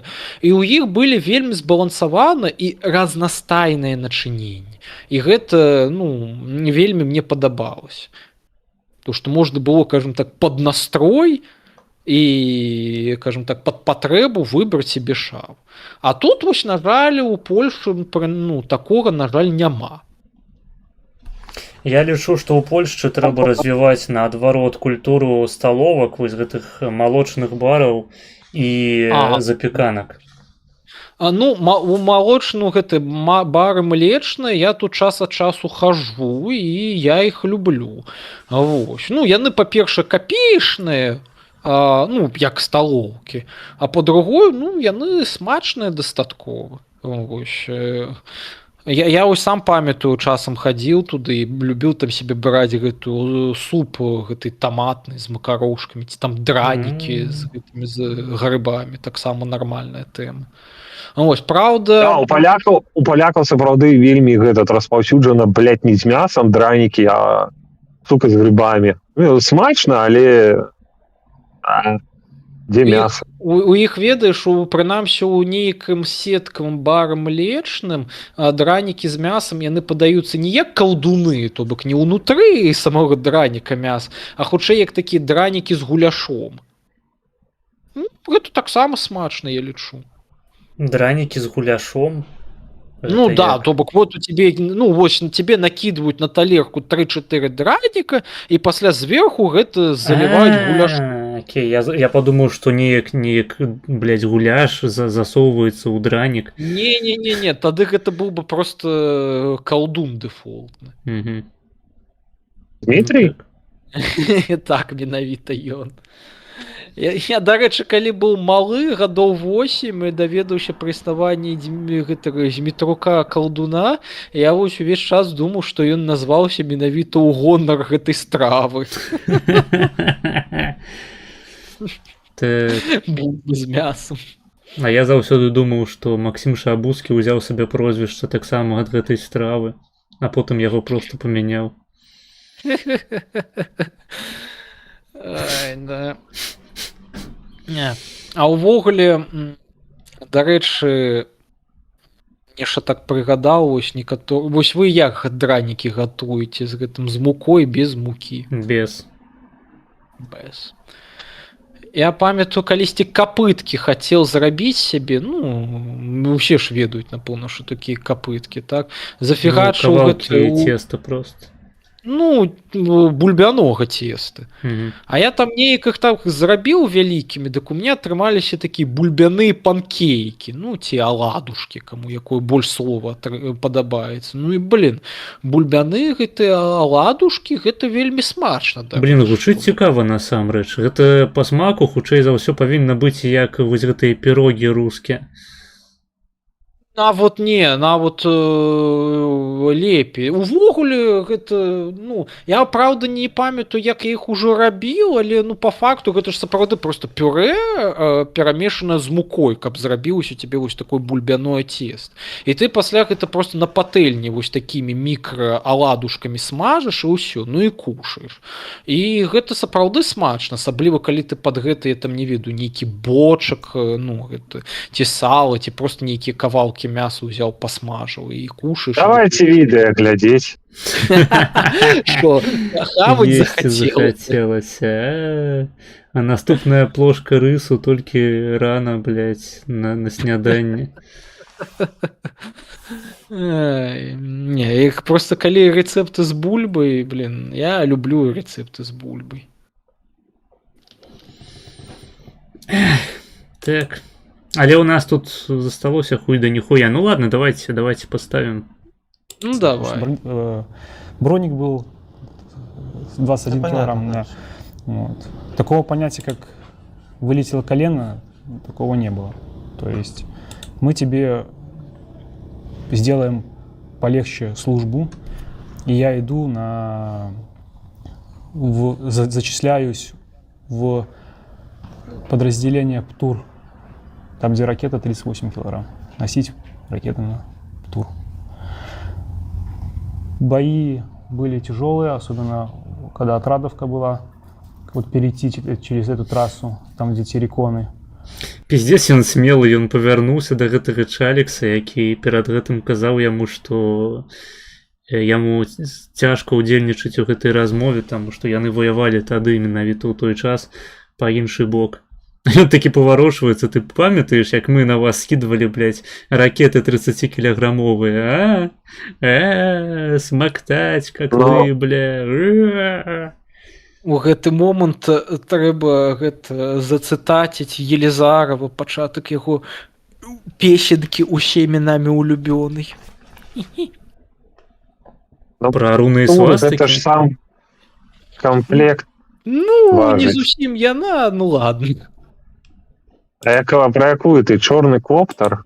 Про оркскую. Жоўты Ну, хутар. Але його є этот спів, бля, чорний коптер. Чорний Це ж ти коптер, я в'єш? ведаю, да, що ж ти Не, в'єш. Маргінес. А, Да, што? да. Не, я не веду, я ніколі не слухаў Елізарова. Бля, вот хтосьці возьмите возьмите кто, замоўце, блядь, чорный коптер, бо там же ёсць момант такі Маргінес ацэніць, блядь. А чечены. Ну, не, Да, ну, замоўце, блядь, нехай Не, Маргінес далучыцца, да.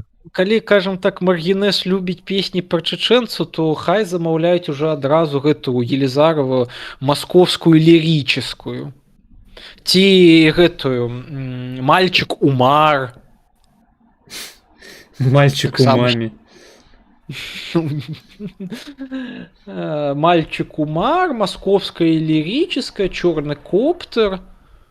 Ну, пакуль што гэта.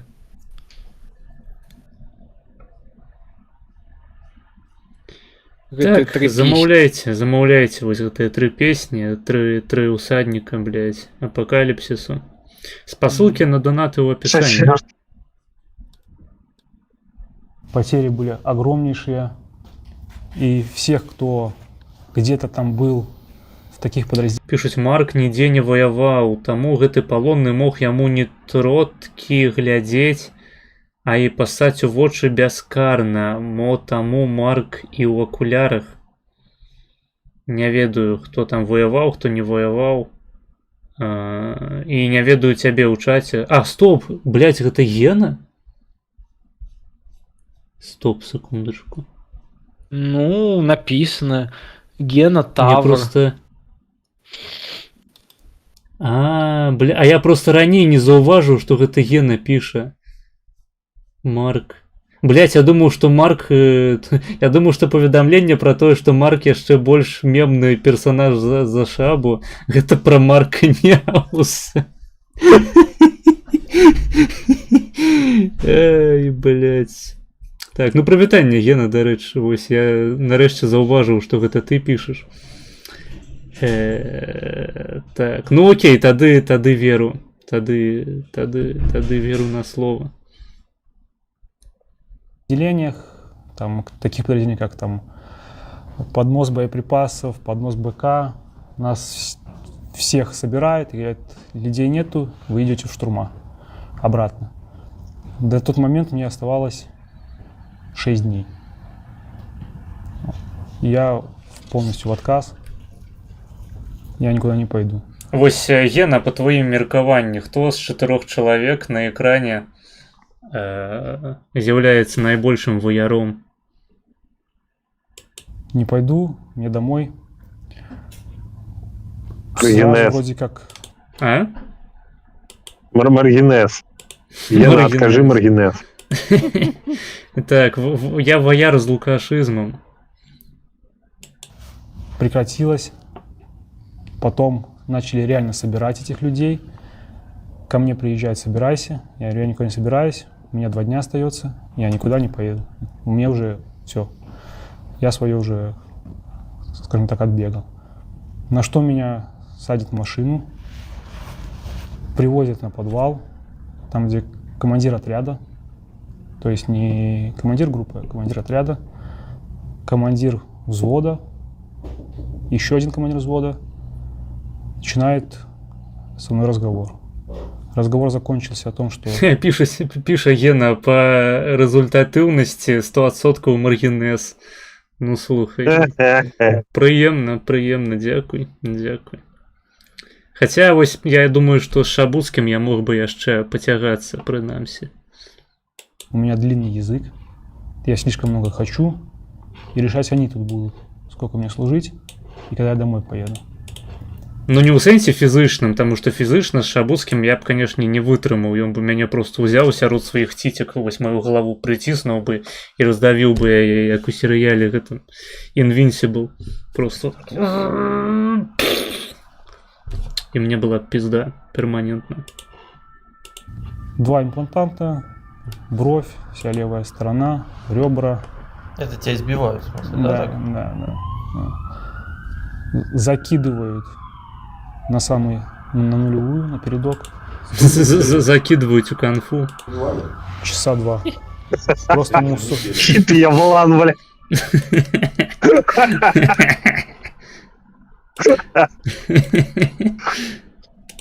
Як? Гена піша, Шабузкі не тактыка, стратег. Мы просто не дараслі да Багратыёна. Гэта праўда, насамрэч. Мы не дараслі да Багратыёна, а да архіпеляга прасля гэта і падаўна. Калі ў яго этот час ёсць, можа гэтат няхай будзе разам, як гэта казаць, увойся аглядаць відэа, не? Гена з намі, ну не ведаю. Ну мы ўжо скончваем. Гэта было праблематычна. Праглядаць, а пасля пажартую. Да мы уже можем зараз скончыць, что ты хотел сказать. Ну так.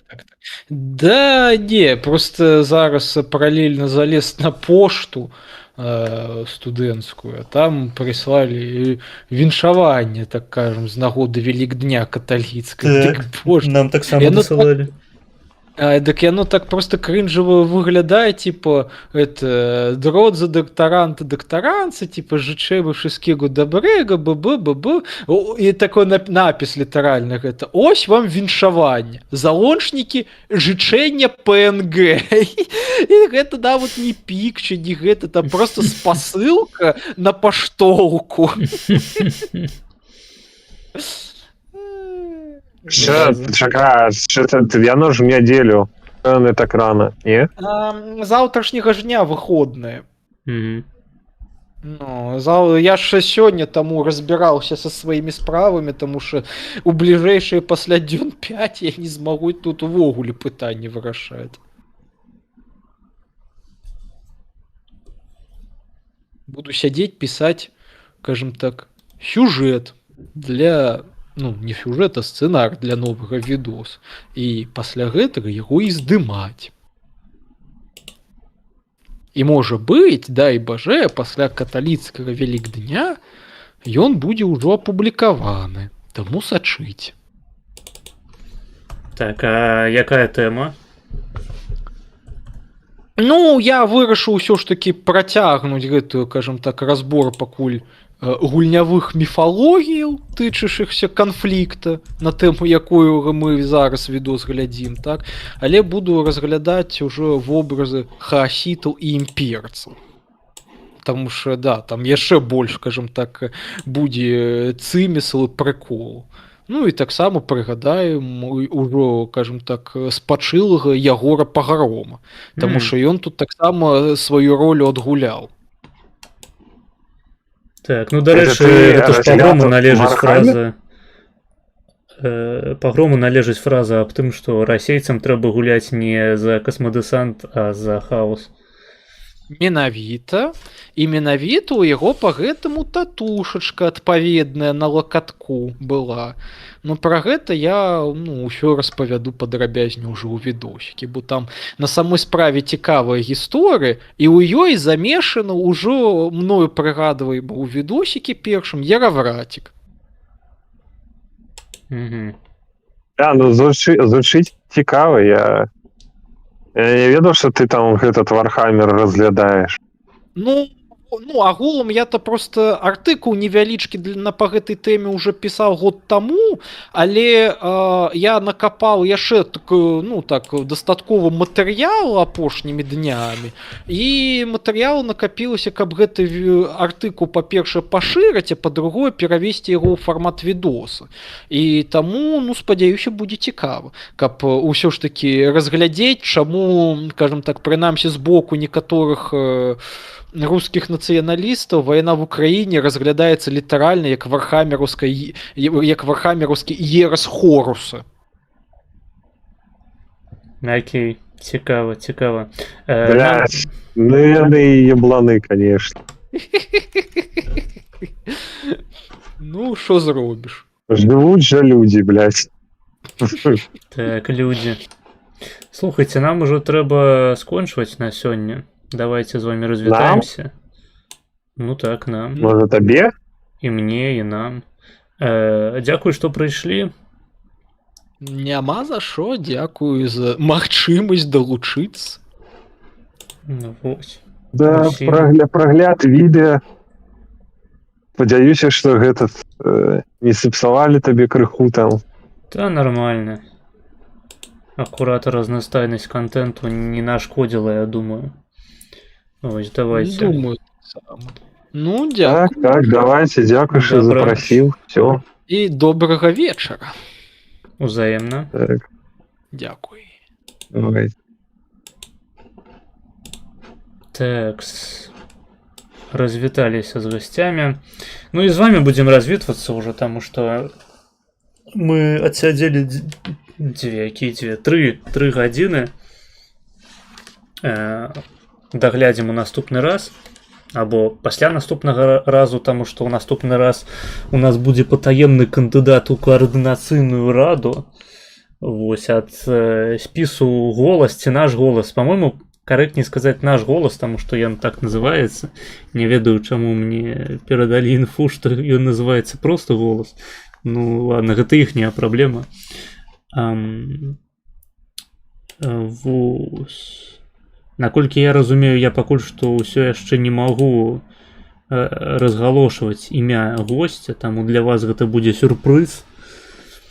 Таму далучайцеся ў суботу, на стрым прыходзьце. Вось, на сёння хто яшчэ не паставіў падабайку, стаўце. А калі глядзіце ў запісе, то таксама стаўце. Дзякую усім тым, хто пісаў паведамленне ў чат. Данатаў сёння не было, але дзякуй прынамсі чалавеку, які падпісаны на мяне на Патрыёне, які замовіў відэа на сёння, каб нам было чым заняцца.